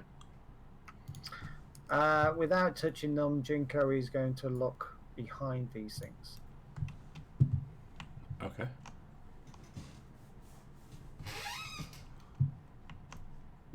You do not notice anything over there? Right there.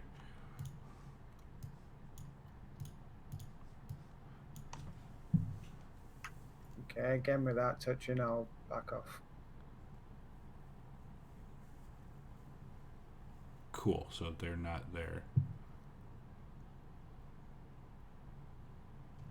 Oh my god. Anything else anybody wants to try in here?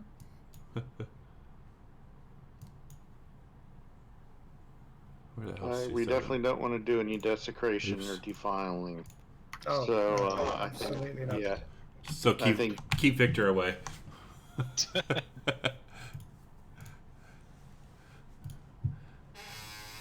Ew. So squeaky. If we're trying to find some, something to show our humanity or whatever it was, the word that the ghosts used, I don't think we'll find it in here. No, it's obviously significant, but whatever the significance is has not been revealed to us yet, I don't think. Lulu, do you know anything about that? About that carving over there on? That's me and Zariel. But I don't remember this. I wish I could be big again. So you can shape change. Well, yeah, look. See how little I am, but see how big I am in that one?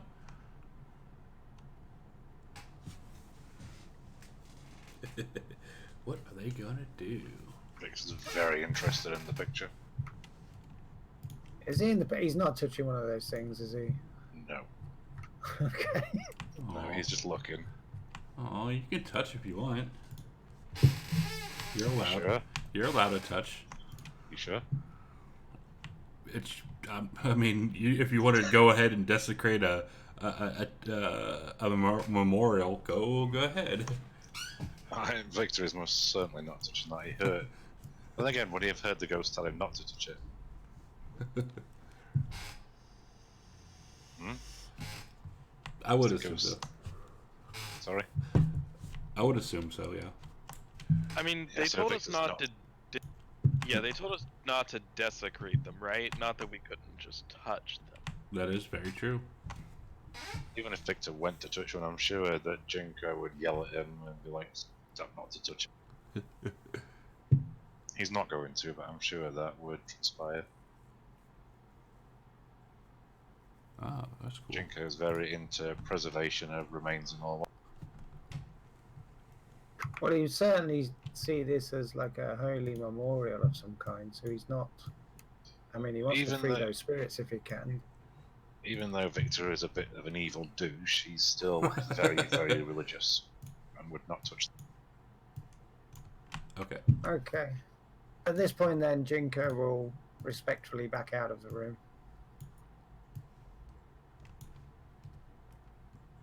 And Jules is like, well, Lulu, I could probably help you be big again for at least a little. Really? How? I could turn you into a dinosaur. What's that? Or a mammoth. You just won't have wings. What's a dinosaur?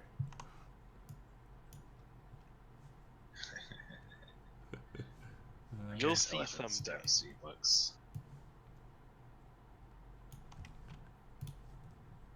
All right. Go ahead and do what you want to do. Yeah. I should. Nah! And she, like, flies away. Creeper. That's funny.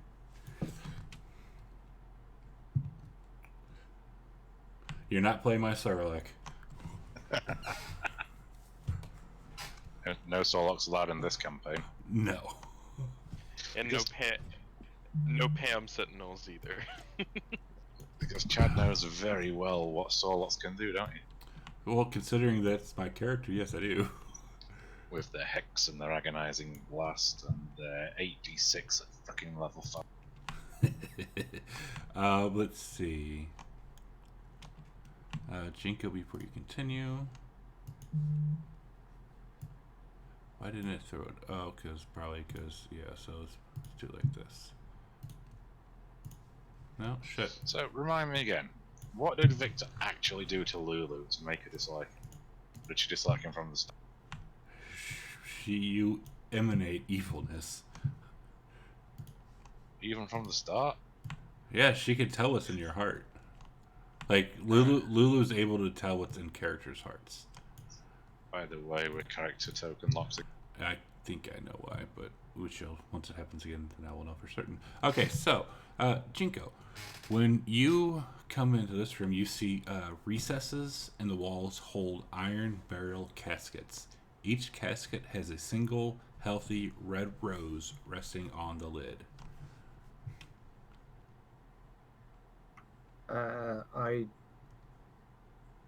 I'm not going to touch the red rose. Aww. And I'm going to look back and warn the rest of the party not to either. If I move past this first one, does anything happen? No. What's so scary about a flower elf? Jinko would just glare at him at that point. Victor was genuinely asking the question. He's not trying to be a dick.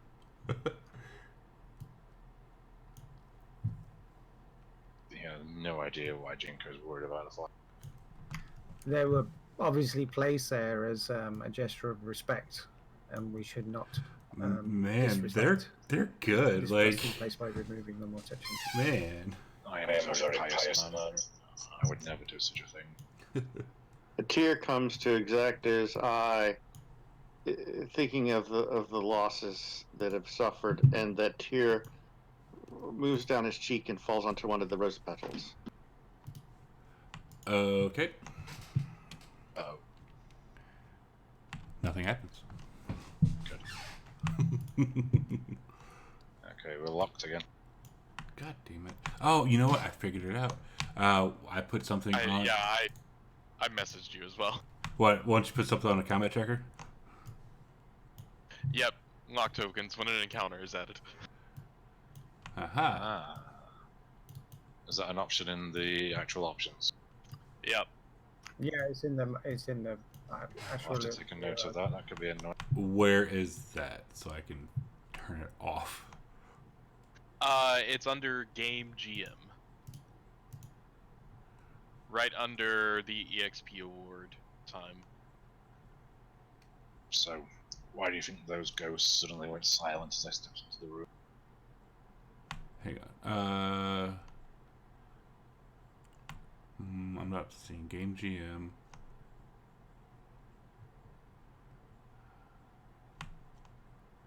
Lock tokens when encounter added to CT. Cool. Yeah, like as soon as I did that, I was like, oh shit, cool. Alright. Moving on. So to give me a little bit of an idea, Chad, why would they have stopped talking when I enter the room? Is it because I'm evilly alive? They sense something wrong with you. I'm cursed by Tiamat. God damn it. I'm not evil. I'm just... You did it to yourself. Actions not have my fault. actions have consequences. I'm waiting for the Lord of Blades to return. He's So, just like Jinko, you see an iron urn heaped with human bones squats in an alcove at one end of this hall. On the wall nearby, a carved relief shows a column of mounted knights charging through a portal into a fiery hellscape. Okay, without touching anything, I will go and look at this thing that's carved in the wall. Hang on, before you do that, I got to add on. I just read. Lurking and walking throughout this room, you see.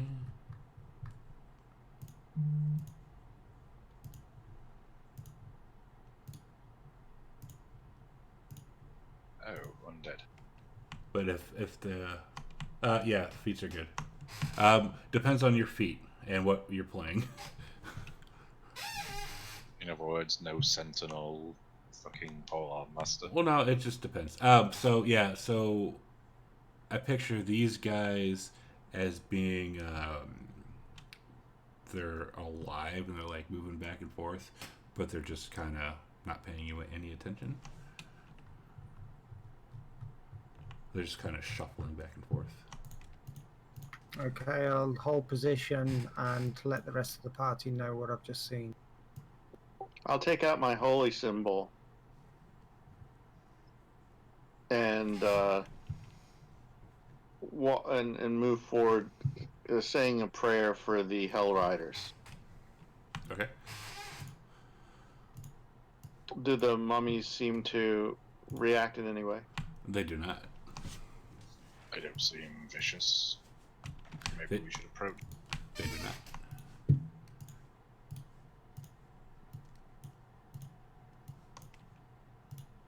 So that looks like an urn that holds liquid or something?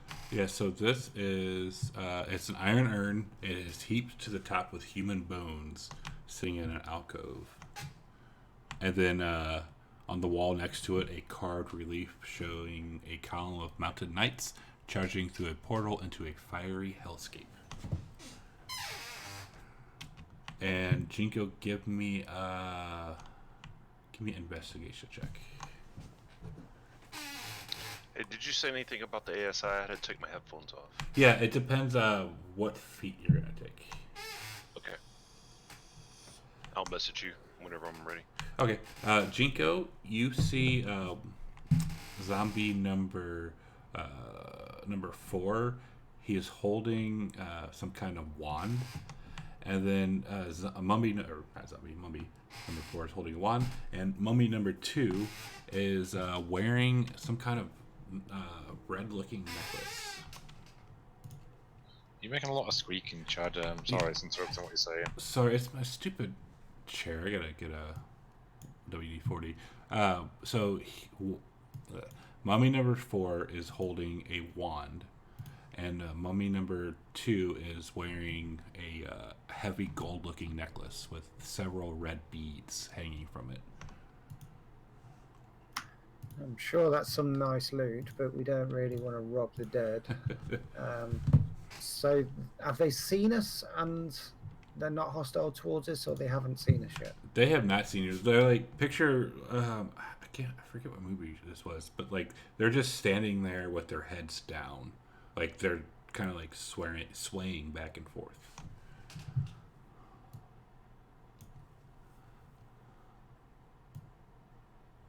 I could light them all on fire.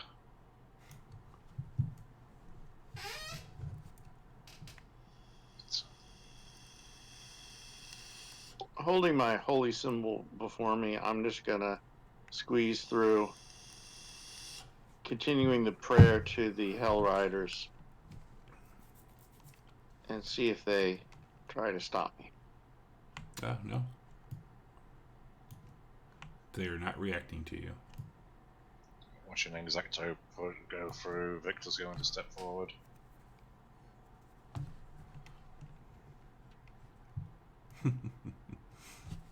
Come Do on. they react at all? No. So they're just standing there, heads down, just not reacting to any. Correct, and they're swaying back and forth. Like, they're obviously alive, but yeah, they're not doing anything. So they're like Houston Texans fans. I don't get that reference. Victor's going to look into the. You're going to do what? I'm going to look into the urn, see what I see. Looking into the urn, you just see more of the bones. Nothing underneath the bone. Well, you'd have to dig through them. But all you can see looking in is a bunch of human bones. Well, Victor refuses to desecrate anything. Because he's still very pipe. A little bit insane, but still pious.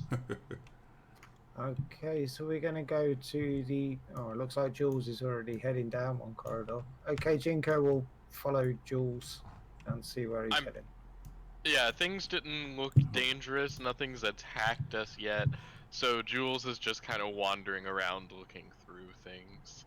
He's not really going in any particular direction. He's just aimlessly wandering, looking around at everything that's here. And Jules, you can see that mummy number 2, that necklace, is very shiny. Don't tempt Jules. It's too late. Keep walking, Jules. Exacto, in front of you, you can see another one of those burial urns. And me clicking Wanda Magic Missiles was a mistake. Just ignore that, please. Oh, you're good, yeah. I kind of figured you didn't want to attack someone. So are we going to the north, or are we going to this entrance to the south? I'll mention to everybody there's another urn up here like we saw with the ghosts in it. Are there any other like carvings or murals on the walls of these passages on the hallway? Give me investigation. Or perception.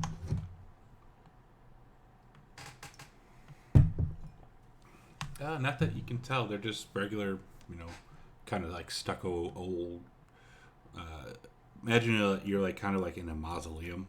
That's basically how this place appears to be. Okay. I'd like to peek around the corner from where I'm standing.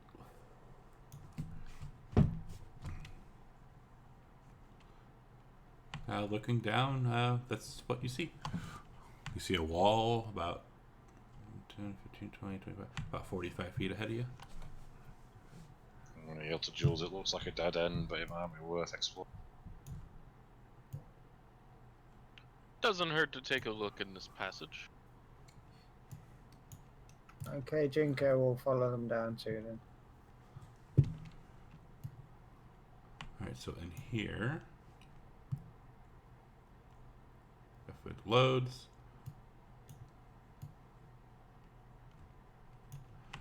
you see 3 more of those urns.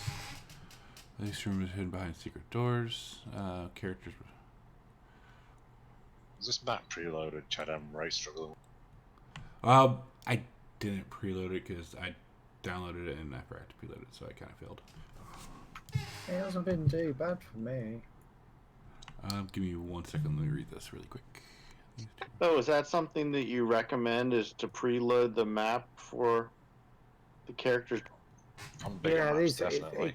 It can help, but even then, you still have to watch the map size. Yeah, this one's just really large. I also sent Chad the map align tool last night for these larger maps, because that'll help reduce the size of them too. It's a really good thing to have. Can you post that in the chat so I can grab it? Yeah, of course. Thanks. I tracked myself to campaign cartographer today as well. Quite excited to start playing about. Okay, so yes, Jinko, give me a what square are you in? Sorry, I give you a what? What square are you in right now? Well, I was walking up to examine these two things that had ghosts in them previously to see if any more popped out. Give me a perception check, and also when you walk up to the ghosts do not pop out. Okay, perfect. So right here, where that arrow is, you spot with your beautiful elven eyes a secret door. Like it's kind of like a latch. Okay, I will motion to the rest of the group that I've found something, and I will examine the door. So, question for you guys: with a passive perception of 20 and a passive investigation of 16, that I have from that observant feat. Right. If a module says that you'll spot a secret door on a DC 15, does that mean I'll automatically see? Depending where you are and what it says. Like for this one, it specifically said once the characters are within 10 feet. And you're way back over there, so you would not see it from there. Got it. Okay. I've never come across that in a module yet. That's good to know. Yep. I'm assuming that Lulu is following us, by the way. Oh, absolutely. Okay, when I look at this secret door, I'm looking for traps, any sign that I can open it, any kind of lock mechanism. It does not appear to be trapped, and there's just a little latch that you can press, basically. I'll motion the rest of the party to back up, just in case, and I will attempt to open the door. All right, you press that latch, and the door pops open. And in here, you see what appears to only be ankle-deep mist.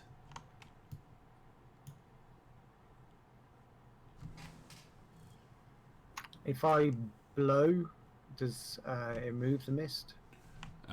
Where are you going to go to blow? Well, I'm just leaning into the room, leaning down and seeing if I can blow the mist away. So, it doesn't blow. You don't blow hard enough to move any of it. Okay, I'll wave my spear into the room and see if I can wave the mist away. Excellent. So, as you disturb the ankle-deep mist, it parts to reveal a ritual circle dabbed in blood on the floor. Hundreds of slivers of parchment are arranged within it, each tiny strip bearing a name written neatly in blood.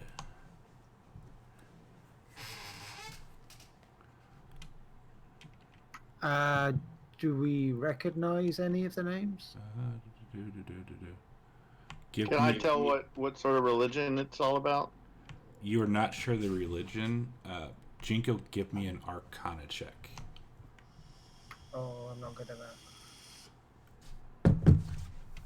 I told you. No, you are. Okay, I'm gonna tell the rest of the party what I've seen and see if one of those guys can make an Arcana check that's better than mine.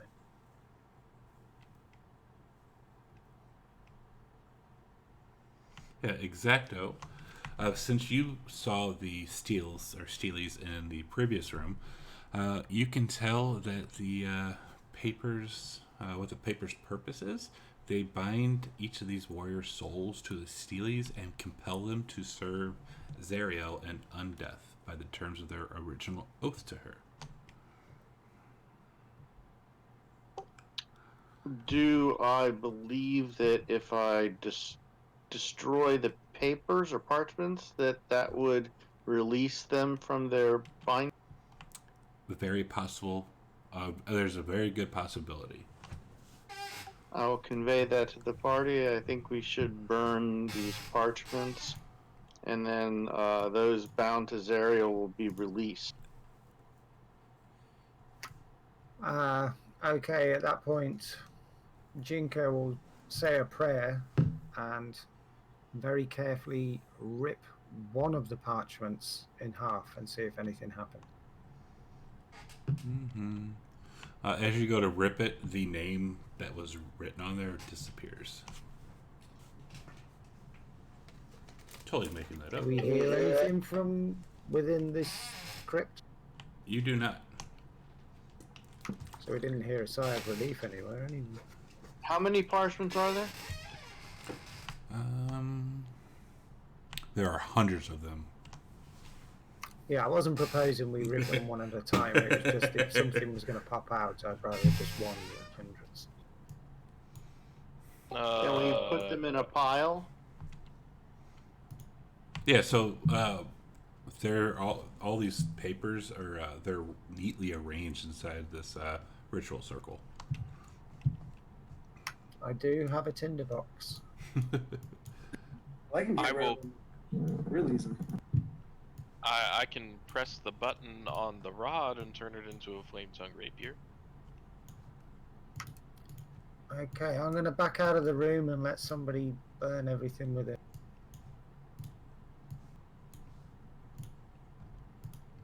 I could gladly burn the entire room. Dorm just goes in there and uses his breath weapon. Okay. It lights them all on fire, and the air all around you, the air gets very cold for maybe 2 or 3 seconds, and then it goes back to the normal weather, or the normal feeling inside. And as the papers are smoldering, I'm going to take a flask of holy water, step in, and pour it on. Once everything is, pretty much burned up, I'll pour some holy water on. And they all disappear. And it's all nice and neat and cute. Cute? What the fuck?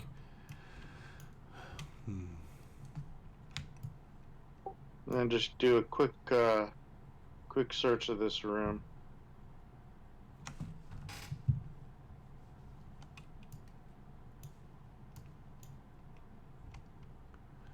You don't notice anything else from what you originally saw. Or like what's in here, Alright. So are there any more scenes carved on the wall or anything? Check out those ghosts to see if they have been released. Oh. They were on the way in. Let's carry on exploring, and we'll go check on them on the way out. Right, so this room holds 5 more of those urns. Okay, well, Jinko will kneel down and say a prayer to Lathander and ask him to release the spirits within these things again. Where are you doing that at?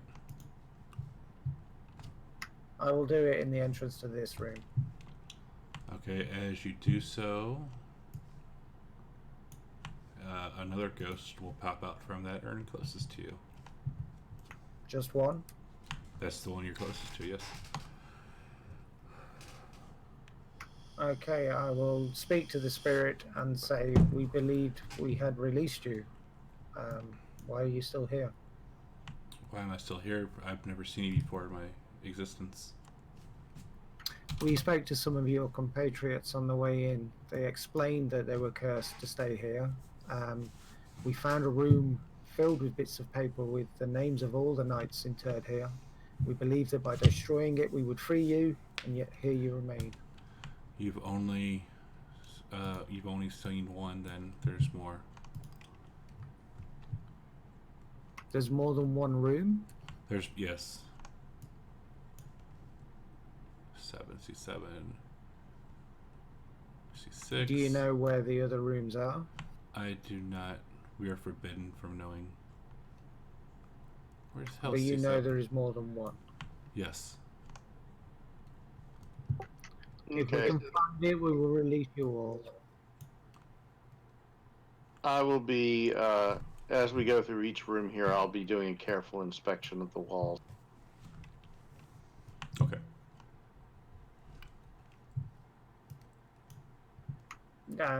I'll be looking for hidden doors as well, but also looking for any carvings on the wall, etc. Gotcha.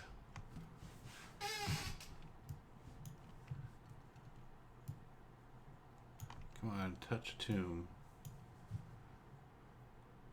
Yeah, Exacto, in this room you don't see anything.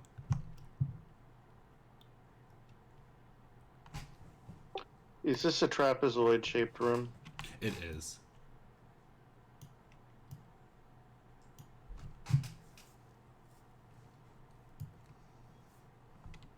Or is it a rhombus?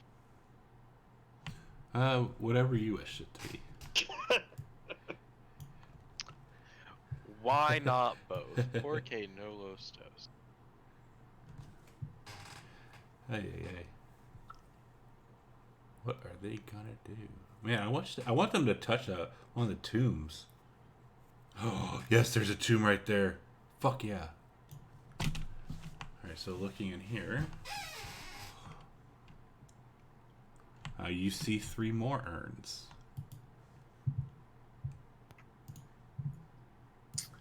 Okay, Jinko will kneel down, pray to Lathander to release the poor spirits trapped within. As you do that. 1, 3. 2 more ghosts will pop up. I'm curious how many we saved in the other room. It might give us a clue as to how many of these rooms there are. Well, that one guy said there were 3, right? No, he just said there was more than one. There's more than one. Never said how many there were.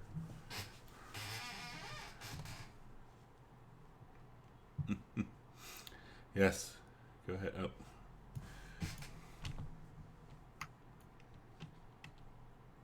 Do I see anything else? Any rooms, any carvings, etc.? No, sir. Just more of the same from. I mean, you're basically in a mausoleum, so it's just more urns and those 2 ghosts. Okay, then I'll bow respectfully to the 2 ghosts and tell them if I can free you, I will, and move into the corridor. Are these ghosts also ignorant of Victor? They are ignoring you. Jinko in here. It's more. You see 3 more caskets. Each one has a single healthy red rose resting on the lid. Again, I'm not going to touch any of the red roses. This is gonna be fun. You notice another urn.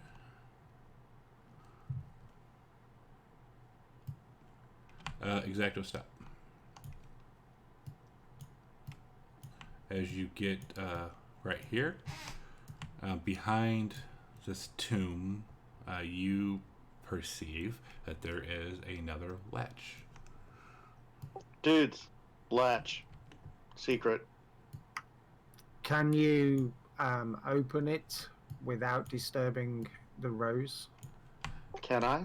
You cannot.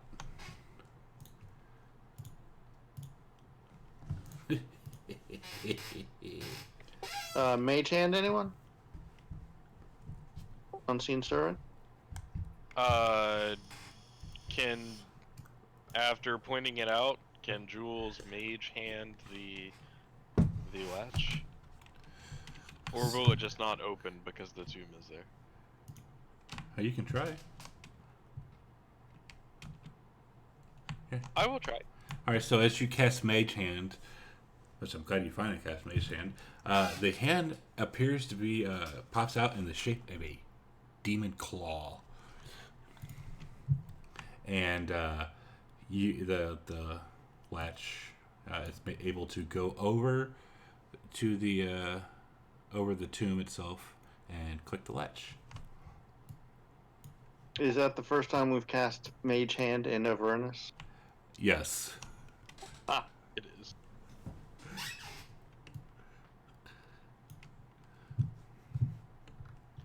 Well, that's strange. So yes, the latch, the Mage Hand is able to pop the latch. Can we, or those who stand in there, can they see into the room now? The door did not pop open. Can Mage Hand push the door open? mean, you can try. I will try, but the door might be too heavy for Mage Hand. The door will not open. It is too heavy for Mage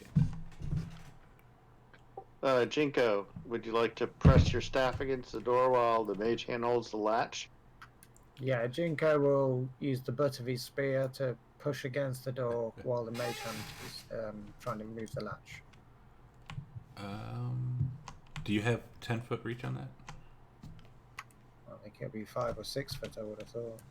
Okay, so you are able to, as hard as you can, it moves the door open a little bit. Approximately how much? Maybe 6 or 7 inches, not enough to see inside.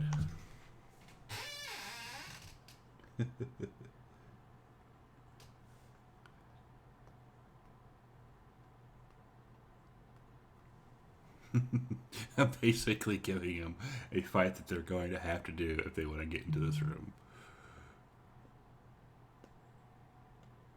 Anybody want to indulge into some abstract thinking to get us into that room?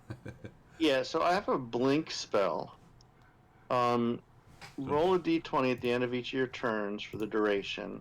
On 11 or higher, you vanish from your current plane, appear on the ethereal plane, and then at the start of your next turn, and when the spell, at the start of your next turn, you return to an unoccupied space of your choice that you can see within 10 feet of the space you vanished from. So if I shine a light through that partially open door, can I see a space that I could blink into? Shining your lights, you see a little sliver and a lot of mist.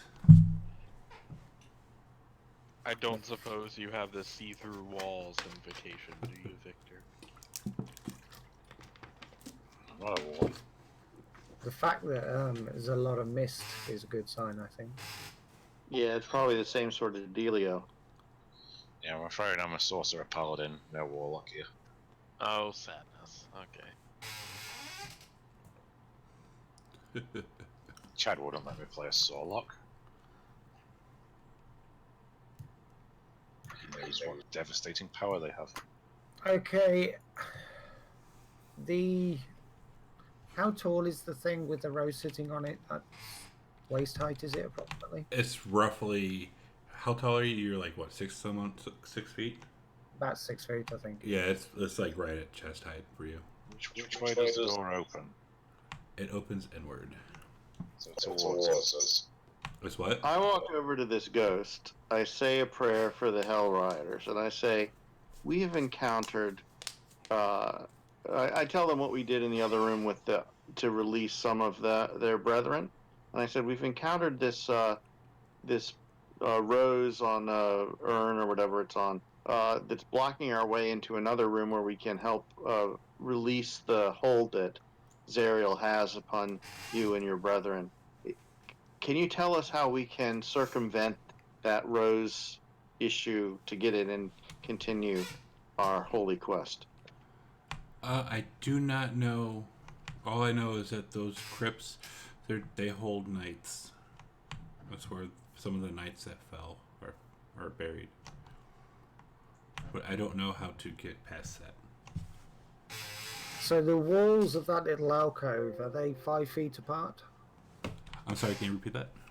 The walls of that little alcove holding the knight and the rose, etc., are they 5 feet? Yes, they are. And the tomb itself is, you got about like a 6-inch gap on either side. Okay. If Jinko wants to get a foot on either side of the wall and shimmy up as high as he can and move in far enough to push the door open, that'd be acrobatics? Yes. Okay, then he's going to try and move up and then move across and push the door open. You're able to do that. And then he's going to move back into the corridor with the rest of the party with the door now open. And thinking. Yeah, and looking inside, you're able to see some more mist. Are we able to get through without disturbing the remains? No, but we could possibly toss something in there that would burn whatever's in there. If we want to search it, we'd have to find some way To of get getting over. across and in. But if we just want to destroy the pieces of paper on the ground, we can probably do that from here. Victor is going to hold his hand up, and essentially he's going to touch himself. This is neither the time nor the place.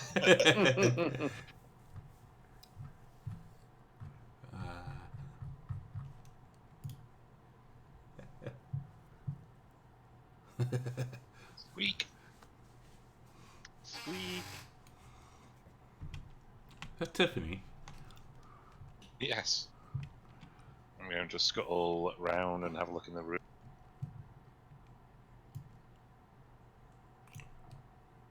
Once you, so you're gonna get down to the ground. Yeah. I'm going to scuttle through around past the remains. Once you climb into the room, you disappear into the mist. I'm going to use an action to dismiss the polymorph. Right there? Yes. Okay.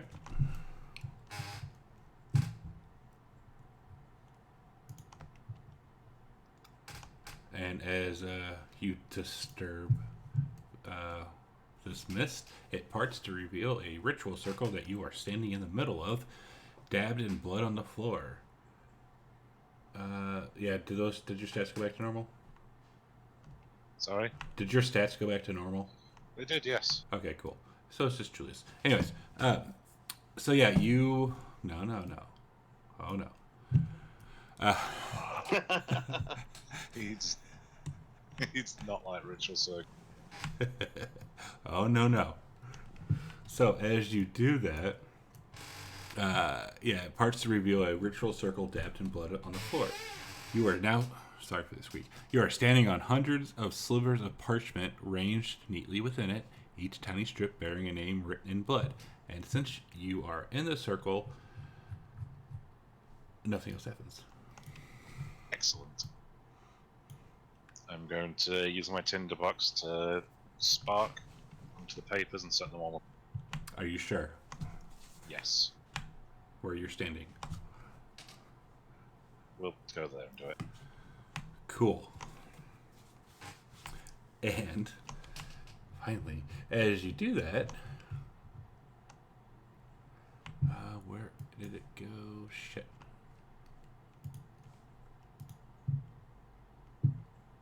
What's that for? It's not for anything. I just accidentally hit my F4 key. And as you do that, the papers all disappear, and you hear loud screeching emanating throughout this entire tomb, or this entire crypt, as the flowers start shaking from from all three tombs by you, and out pop 3 wraiths. And roll initiative. Oh, we got a fight? All that effort to get in there without disturbing them, we could probably have taken them one at a time. Oh, by the way, did the ghosts dissipate? The ones that are near Gendoran? They did not. So they're not released.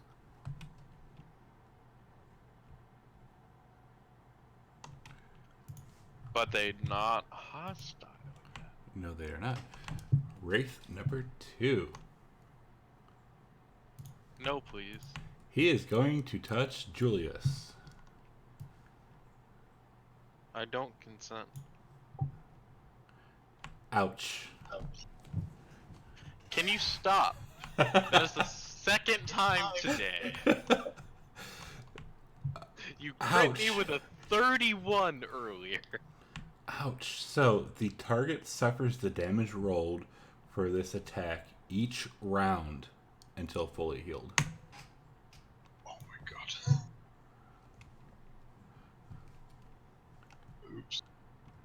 So every round you will take 38 points of damage until you are fully healed. And welcome to Rob Tui's Crit Fumble Pack. That's, James, that's what I was telling you earlier that someone got me. Okay. I am going to that's pull so out mean. my holy symbol and try to turn these raids. Ooh. 2 fails.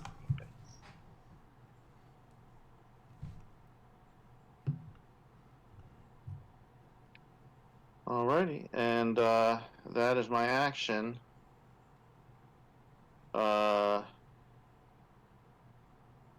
Bonus action. I don't think I can. Jules is down to 1 hit point. Is he? Yeah, I'll just hold. Holy shit, he is. Sorry, Jules. It's fine. I'm taking 38 next round as well, so it's whatever. If we heal him up to full, he doesn't take it. Poor Jules. Yeah, but you have to heal me 56 damage. Yeah, I can't do that in 1 round. I Three of love us it. that can heal. You're in BFE. So what? Jindorum.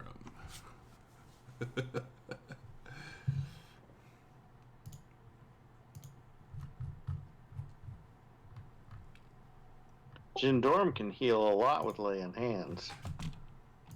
But will he? Unfortunately, not for Jules. No offense. We will cast Crusader's Mantle on everybody.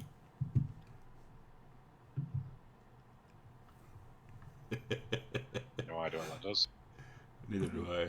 You get an extra D4 radiant on all your attacks. Wow. Okay, cool. It's within a 30-foot radius. Yeah, cool. That's badass spell. So do you drop that effect on us? It's not coded. I only get the concentration. Here. It's what's it called? Crusaders what? Crusader's Mantle.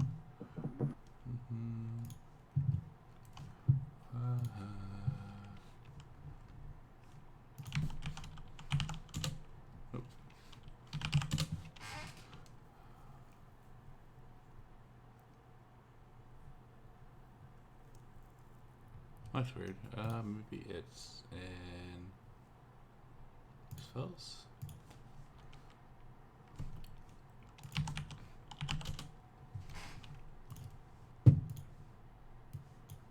So which is the one that's not fleeing?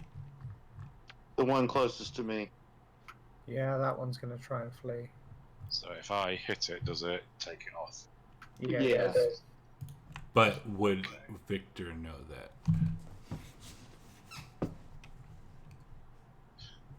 Well, considering he's a paladin himself, he would. I'm pretty sure he'd have a good idea of what it is. True.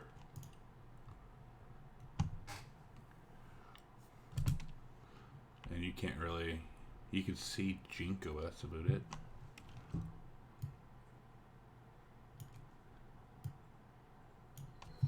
Right. Victor's going to point his sword at Jinko then. And you see a purple mist come out of his sword and envelop Jinko. The fuck? And so Victor casts haste on him. Very nice.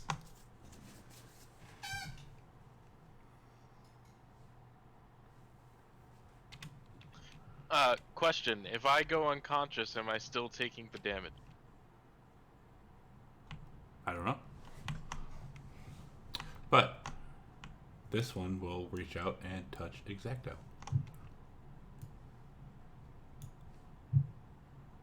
Sad. One, it can't move. So, wait, I believe it has to take the dodge action. Yeah, it is dodging.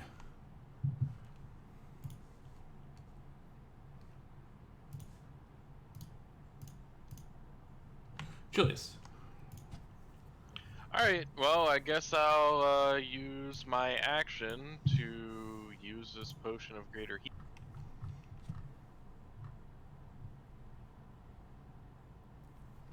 Hey, at Does least he it... take, What? does he take the damage at the start of his turn or the end of his turn?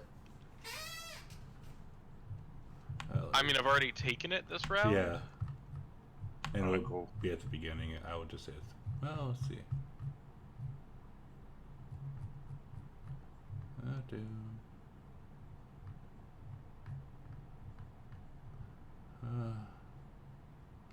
Yeah, it just says for this attack each round until it's healed. It is an effect, but I don't have the effect coding for it.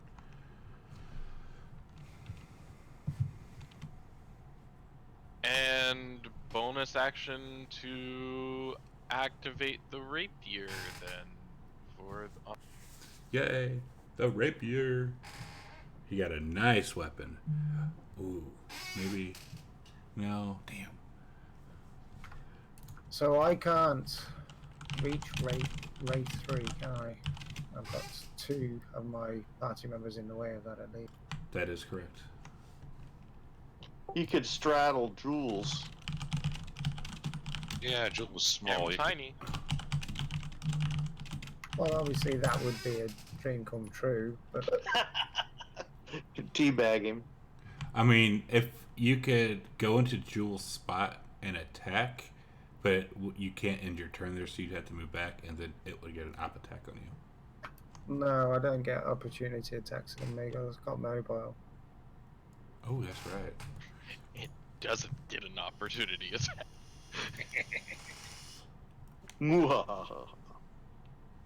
Power of feats. When you make a melee attack against creature. Okay. That was weird. Don't forget you've got a hasted attack as well. And don't forget your The 1d4 plus D4. radiant Yeah. damage. Is that 1d4 for one attack? Every attack, I think. It says each What, non-all creature deals already damage when it hits with a weapon attack, so every attack. with a weapon attack. And so I get an extra one because of haste.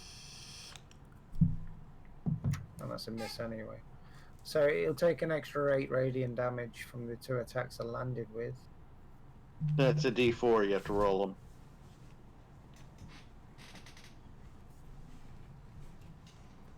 6. Well, an extra 6. Every little helps. That's not bad. Hang on. Yeah. Okay.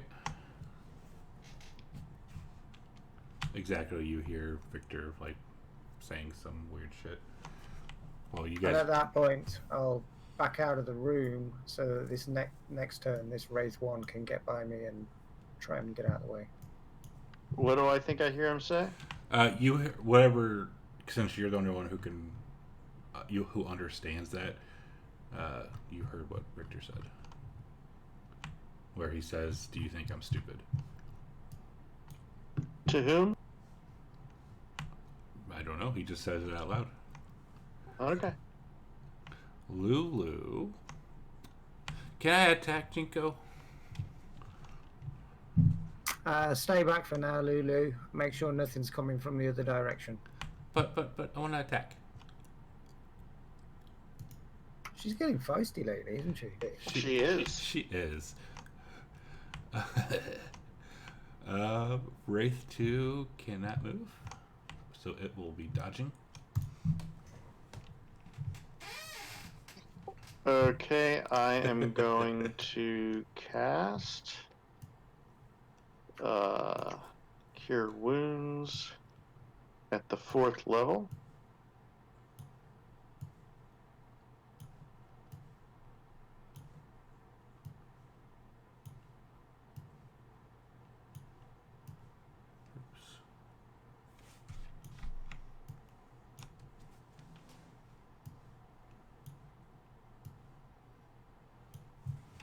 To find him on the combat tracker because I couldn't see him on the map.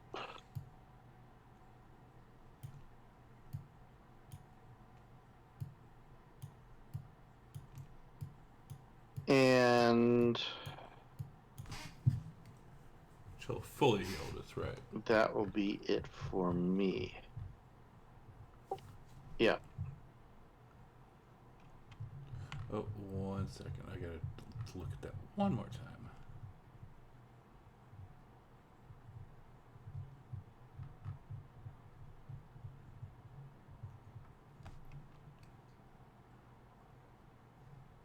Okay. Jindora. Would I be able to attack Wraith 3? Yeah. Yes, you would.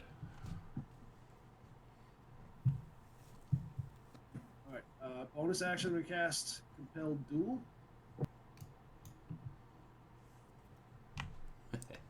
Nope. Nope. Alright, then I'm going to take my attacks.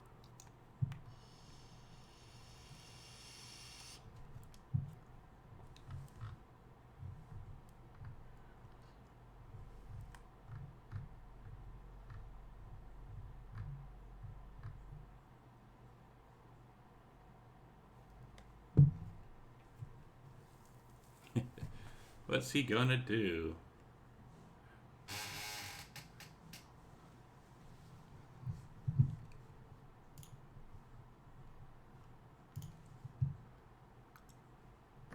And that was my turn. James. Trying to think what I can do. Path of Exile. Shh. I know he's hidden. Bonus action Misty Step. Slap it, slash at Wraith 1. You think I'm stupid? Do you really want me to answer that? No. Confusing stupidity with insanity. Fine line. What's he gonna do? I'm just gonna hold an action this time. Alright. Cool. Wraith 3.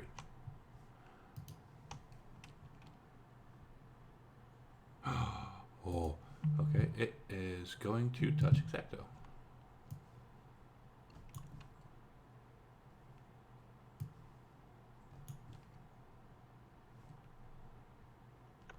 Ouch.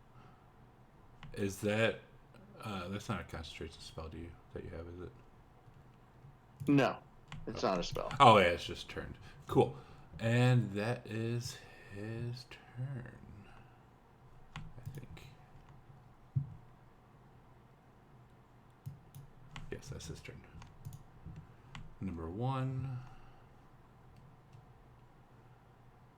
Willingly move to a space within 30 feet of you. Well, I backed up so he can now try know, to flee away from his Ecto. I know. Victor, if you want to hit it. Nope. Julius, if you want to hit it. Nope, I'm good. 5, 10, 15, 20. Foul Temptress. 10, 15, 20. 25. Okay. It's well, Jinko. Were you in that square, or were you in that square, Jinko? I was on the one above it. Okay, yeah. So it's gonna see 30 feet. Yep. And Jinko, give me a perception check.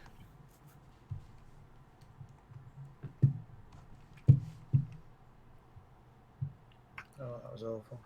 Okay, you do not notice anything then. That die really looks like it landed on its fence. Yeah, it looks like a 20 to me too. 1 second. That's another 38 HP. Thank you, Julius. I got it. Yeah.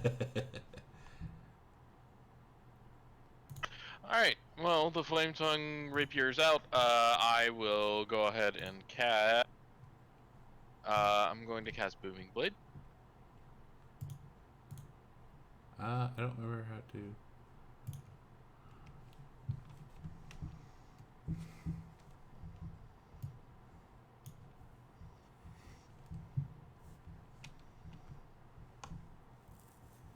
Does a 29 hit? Yeah, you rolled it on Oh, I know. I'm just saying. I mean, I could be a smartass and say nope.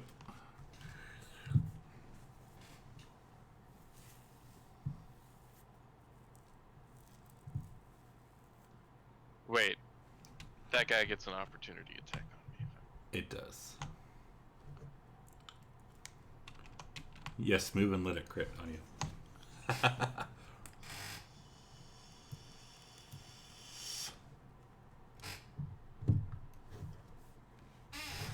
Sad. All right. How about this? Bonus action: spend a bardic inspiration die for Mantle of Inspiration, and I'm going to choose myself, Victor, and Jindorum, and Exacto. Myself, Victor, Jindorum.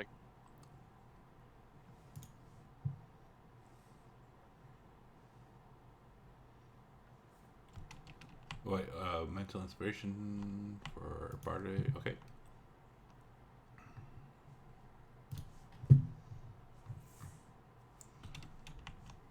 I'm gonna move over there. And you guys can use your reactions to move if you would like, up to your speed. But would there be opportunity attacks? Doesn't provoke. And Jules, give me a perception check once you go into that room. Same with Exacto. Do I need to give you? And Victor, and yeah, everyone give me perception. Cool. 16. I'm beginning to think there's something in this room. There is. Can there not be? There is And a can, mummy like, coming is from. it doing anything? It is heading towards you from the hallway up to your north and right. Gross. Were you doing anything else? Oh, Jinko. I'm going to ignore the wraith that he's just trying to get away, and I'm going to head straight for the mummy. 3.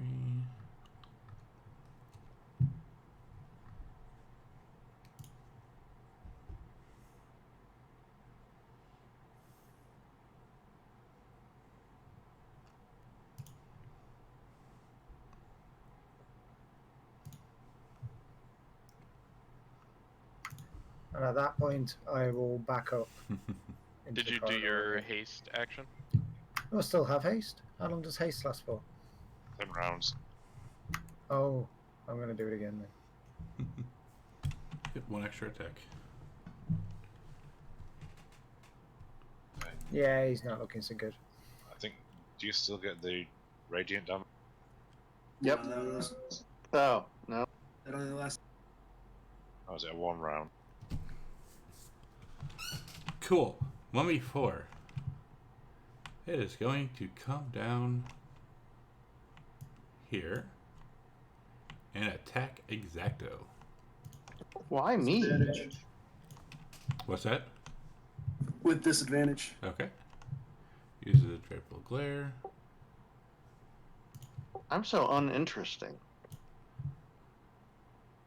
And then for its second attack,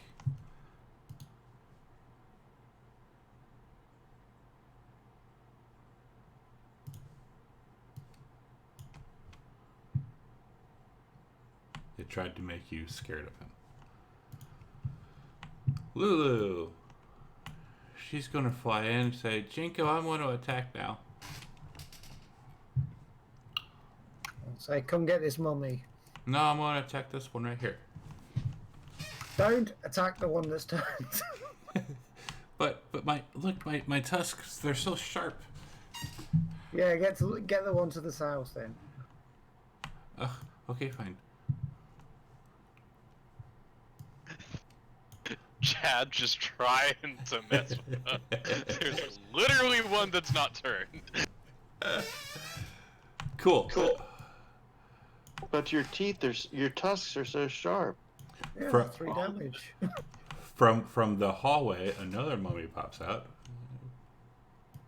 10, 15, 20, and moves right there.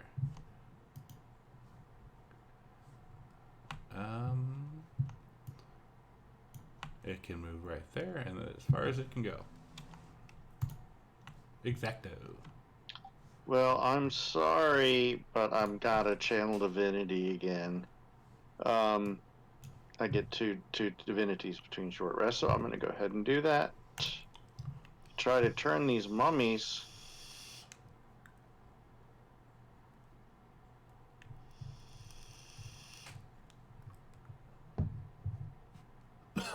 Look. Sorry. Bingo, bingo. Where's that spell at?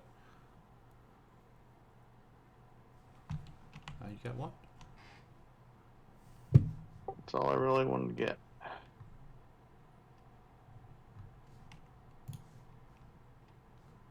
Four and 3 and 4. What? No.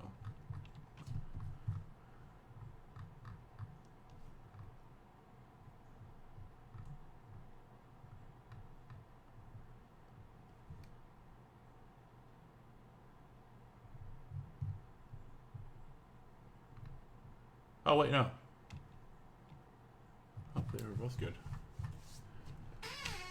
You took a mummy down. Sad. That'll be it. Hey, you took the one down I turned. And that's as far as it's gonna get. Victor.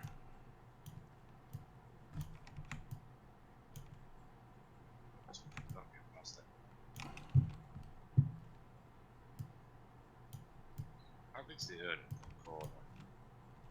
Say what now? How big is the urn in the corner? I'd say it's maybe 4 or 5 feet.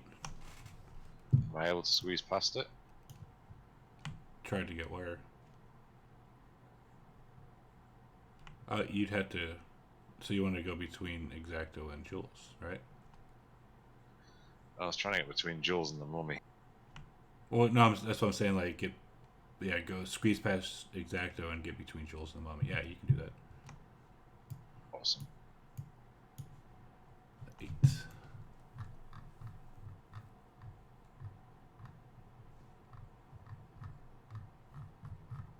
So Victor is going Where to... are you? There you are. Cool. Yeah, quite- It's going good. Yeah, should suffice. Squeaky chair. Victor's going to point his sword at the mummy. It's not turned, is it? Oh, it is turned. It is. Are they both turned? Yeah, they both did turn. I just read something different. Okay. Okay, then I'm just going to place myself between Jules and any immediate danger to stop the other mummy getting to him. Victor likes Jules probably the most out of anyone in the party. Aww.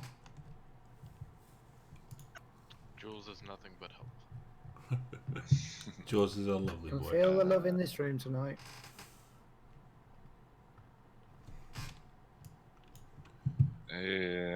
Victor will spend 10 points of lay on hands to heal Jules. So you see like a red mist emit from Victor's Oh yeah, hand. he's about ready to take another 38 HP. There's a warm sort of flame Until he is- that envelops Until he's at cauterizing full health. That's great. Give me one moment. Hey, until he's at full HP. So you give him 10 HP. Yeah, when I find it on my character sheet, I haven't used this yet, this can. I can just manually do it, but I won't. There you go. Yay! Yeah, it's not gonna be enough though, Jules. Sorry. The Wraith is going to attack Lulu. Get him, Rafe.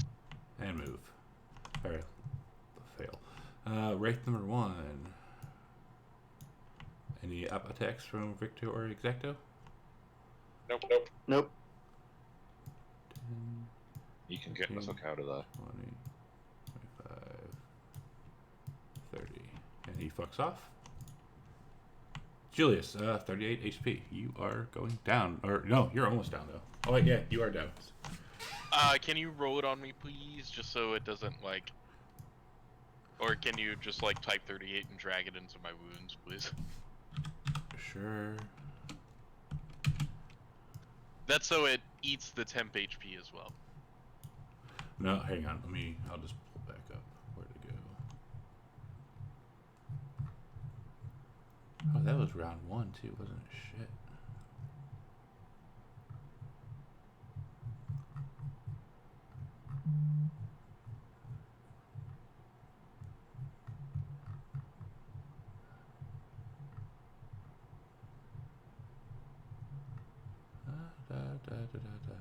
Almost found it. There it is. Jules goes down. Like Victor and exactly, y'all just see him just sit down and kind of wet himself a little bit. If that happens at the beginning of my turn, death saves also happen at the beginning of my turn. Would you like me to roll a death save at the beginning of my turn? Well, you took all the damage first, and then you went down. Right. Okay, cool. So that would, yeah, happen on your turn. I'd say no. Okay, cool. Jinko. Jinko's going to step into the room and go for mummy number 5. If only it was a zombie.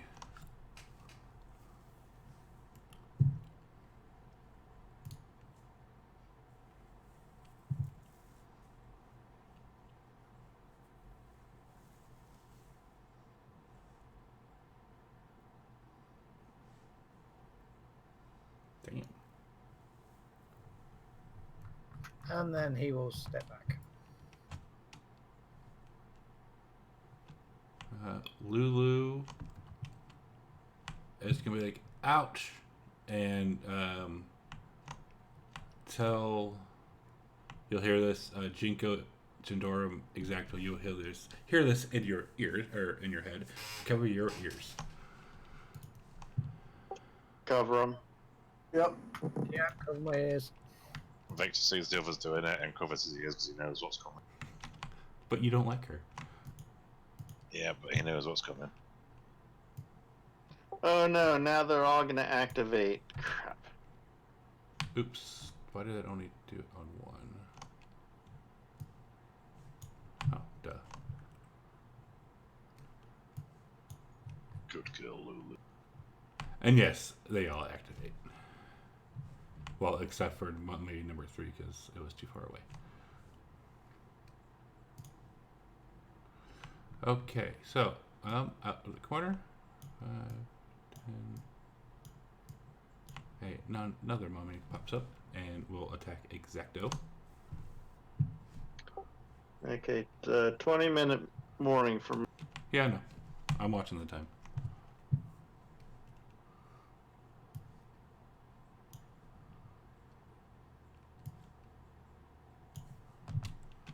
Punch you in the head.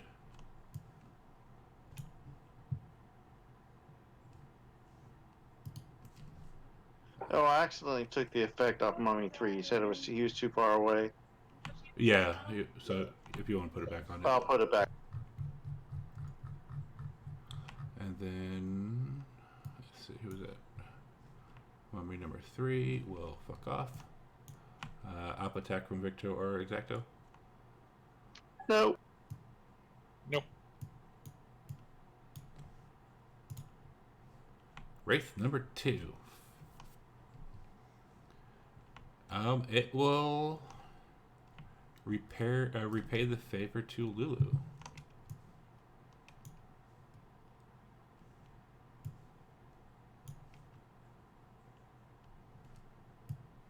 Ow, Victor.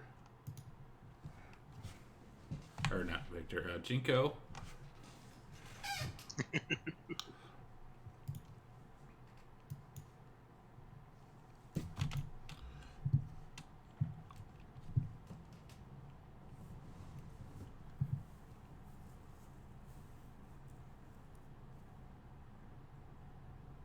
Spirit guardians go up. You see little cherubs and angels floating in the air.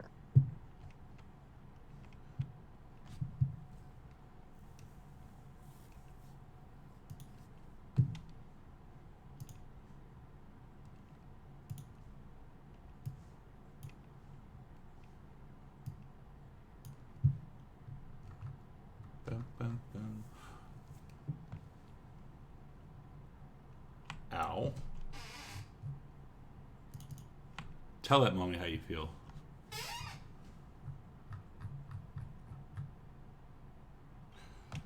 Crawl ball. Craig Mall. Oh, that's how I pronounce it. Cool. 5, 10, 15. Pops up. Another one comes out from the corner and attacks Jindorum.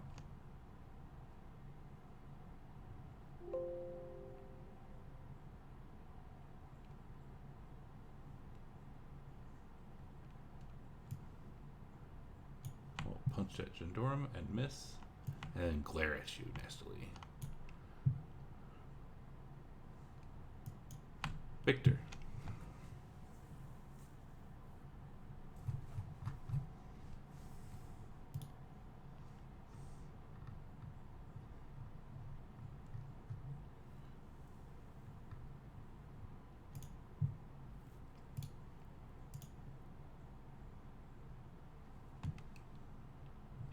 Ooh, Halo of Sports Druid, hell yeah.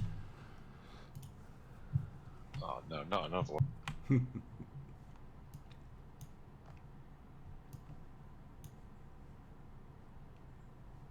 Punching my mummy. Hey, my mummy. Wait, why did that only do that? That didn't do it right. It's supposed to stick another 1d8 there.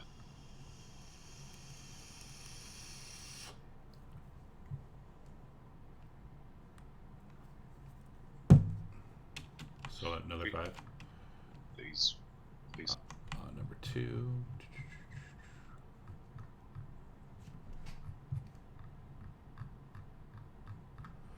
I gotta find it. Okay, 20. Okay. Cool. Wraith number 3 is going to touch Lulu. Try to grab her wings. Sad. Lulu goes down. Oh, damn it. And Jinko, you hear, or Jinko, Jindorum, and Exacto, you all hear in your heads, please help me.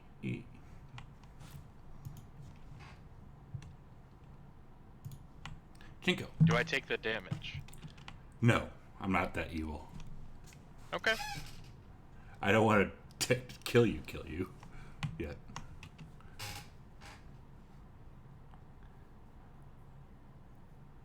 I expend a key point to attempt a stunning strike.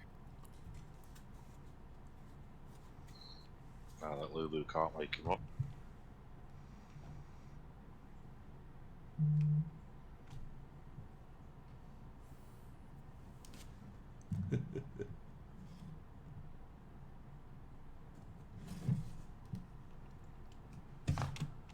I think Jinko's a little pissed off. She's going to roll her save, and she passed her first save. Wow. Number 2 is going to punch at Exacto.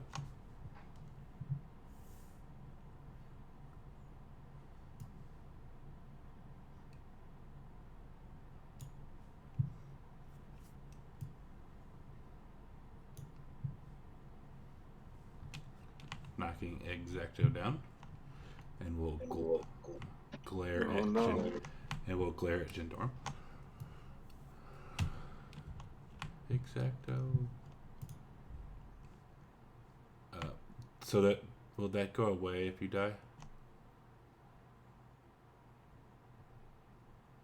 Will the turn go away? I'm not sure.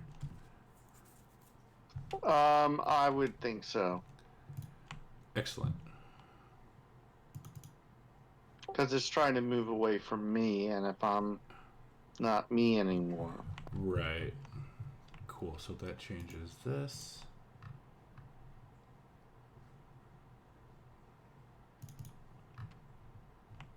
So he will 5, 10, come up to Victor and punch at Victor.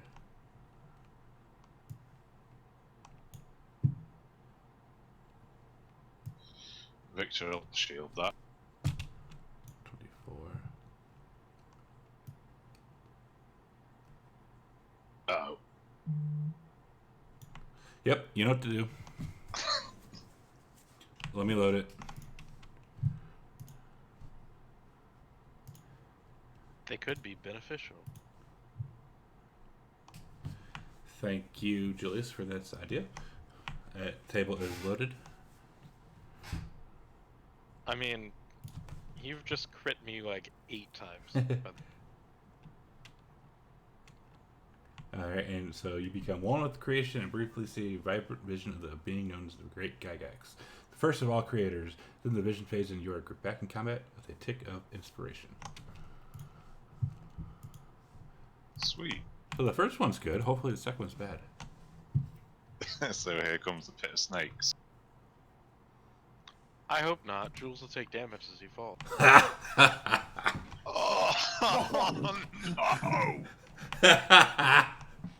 Oh, fuck. Well, here's a TPK.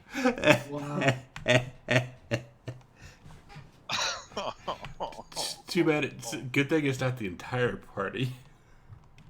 I know, right? And then that was his turn. Oh wait, no. Then he's going to glare at you.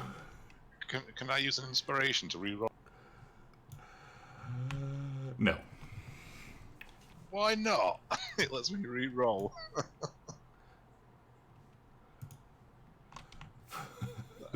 Fucking evil, that Chad, not letting me do that. Exactly. You're not dying, but you don't look too good. By the way, semantics. You forget the spells, but you don't lose the spell slots. That is So you can still use them for smites. Yeah, I was just thinking the same, Joe. Alright, Jindoran's going to use 20 points of lay on hands, bring Exacto back. Okay.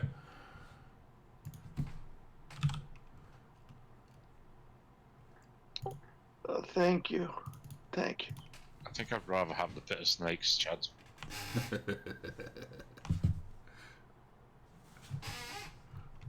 Here's me thinking I was getting off lightly after that first roll. Cragmaw, I don't have a place to bring you in right now, so this beginning next session I'll have something typed up or written up for you. So I actually got a plan for it. Who's Elril then? Oh, that's my Sorlock. Because the DM's stupid and let him play a solo. So, delete this. I can get rid of it then. Chad, question for you. Yes, sir. The DM you're playing with, does he know what a Storlock can do? Yes, he does. So he's going to hopefully he's going to make the combat difficult for you. I hope so, because it's kind of easy. Anyways, Jindorm, were you going to do anything else? Nope, I think that's it. He's going to punch you in the head, Jindorm.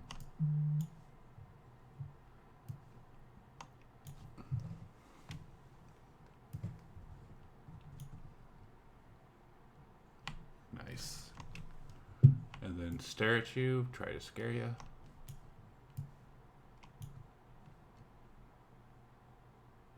Oh, you are not scared.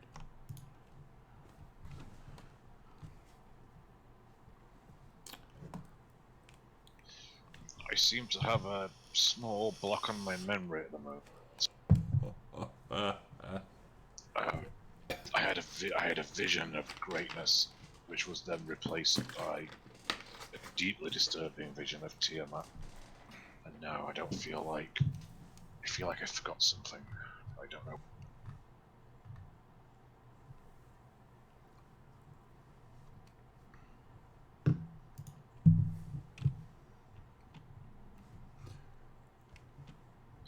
Well, on me or you?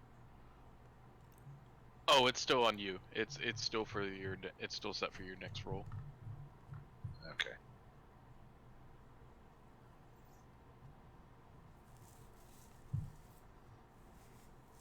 Well, I cast Booming Blade at him anyway.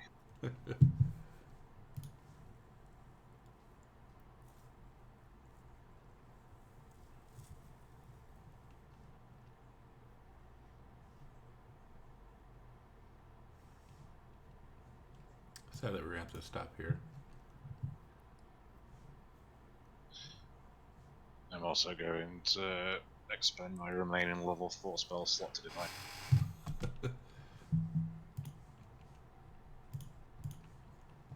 It dies. I'm going to drive my sword deep into it, drag it up, and then jump and slice it down. Sad.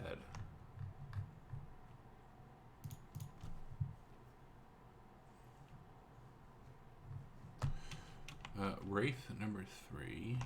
Since Lulu is down, is going to move over into this spot and attack Jinko. He's going to touch you, Jinko.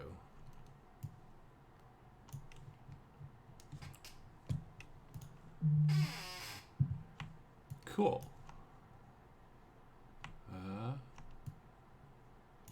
Wraith number 1 is back.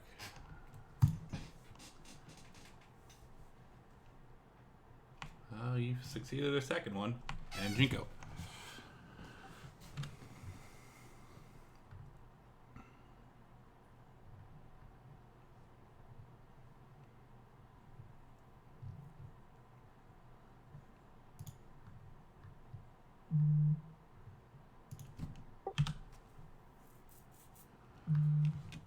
Bloody hell, damn, okay.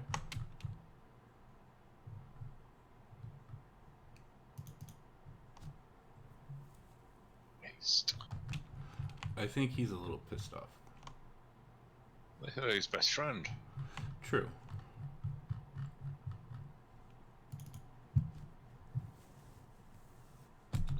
Well, that's about as much as he can do in this turn.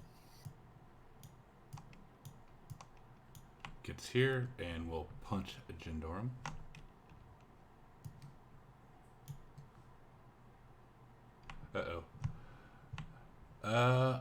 This guy is vulnerable to all damage for 2 rounds. And then...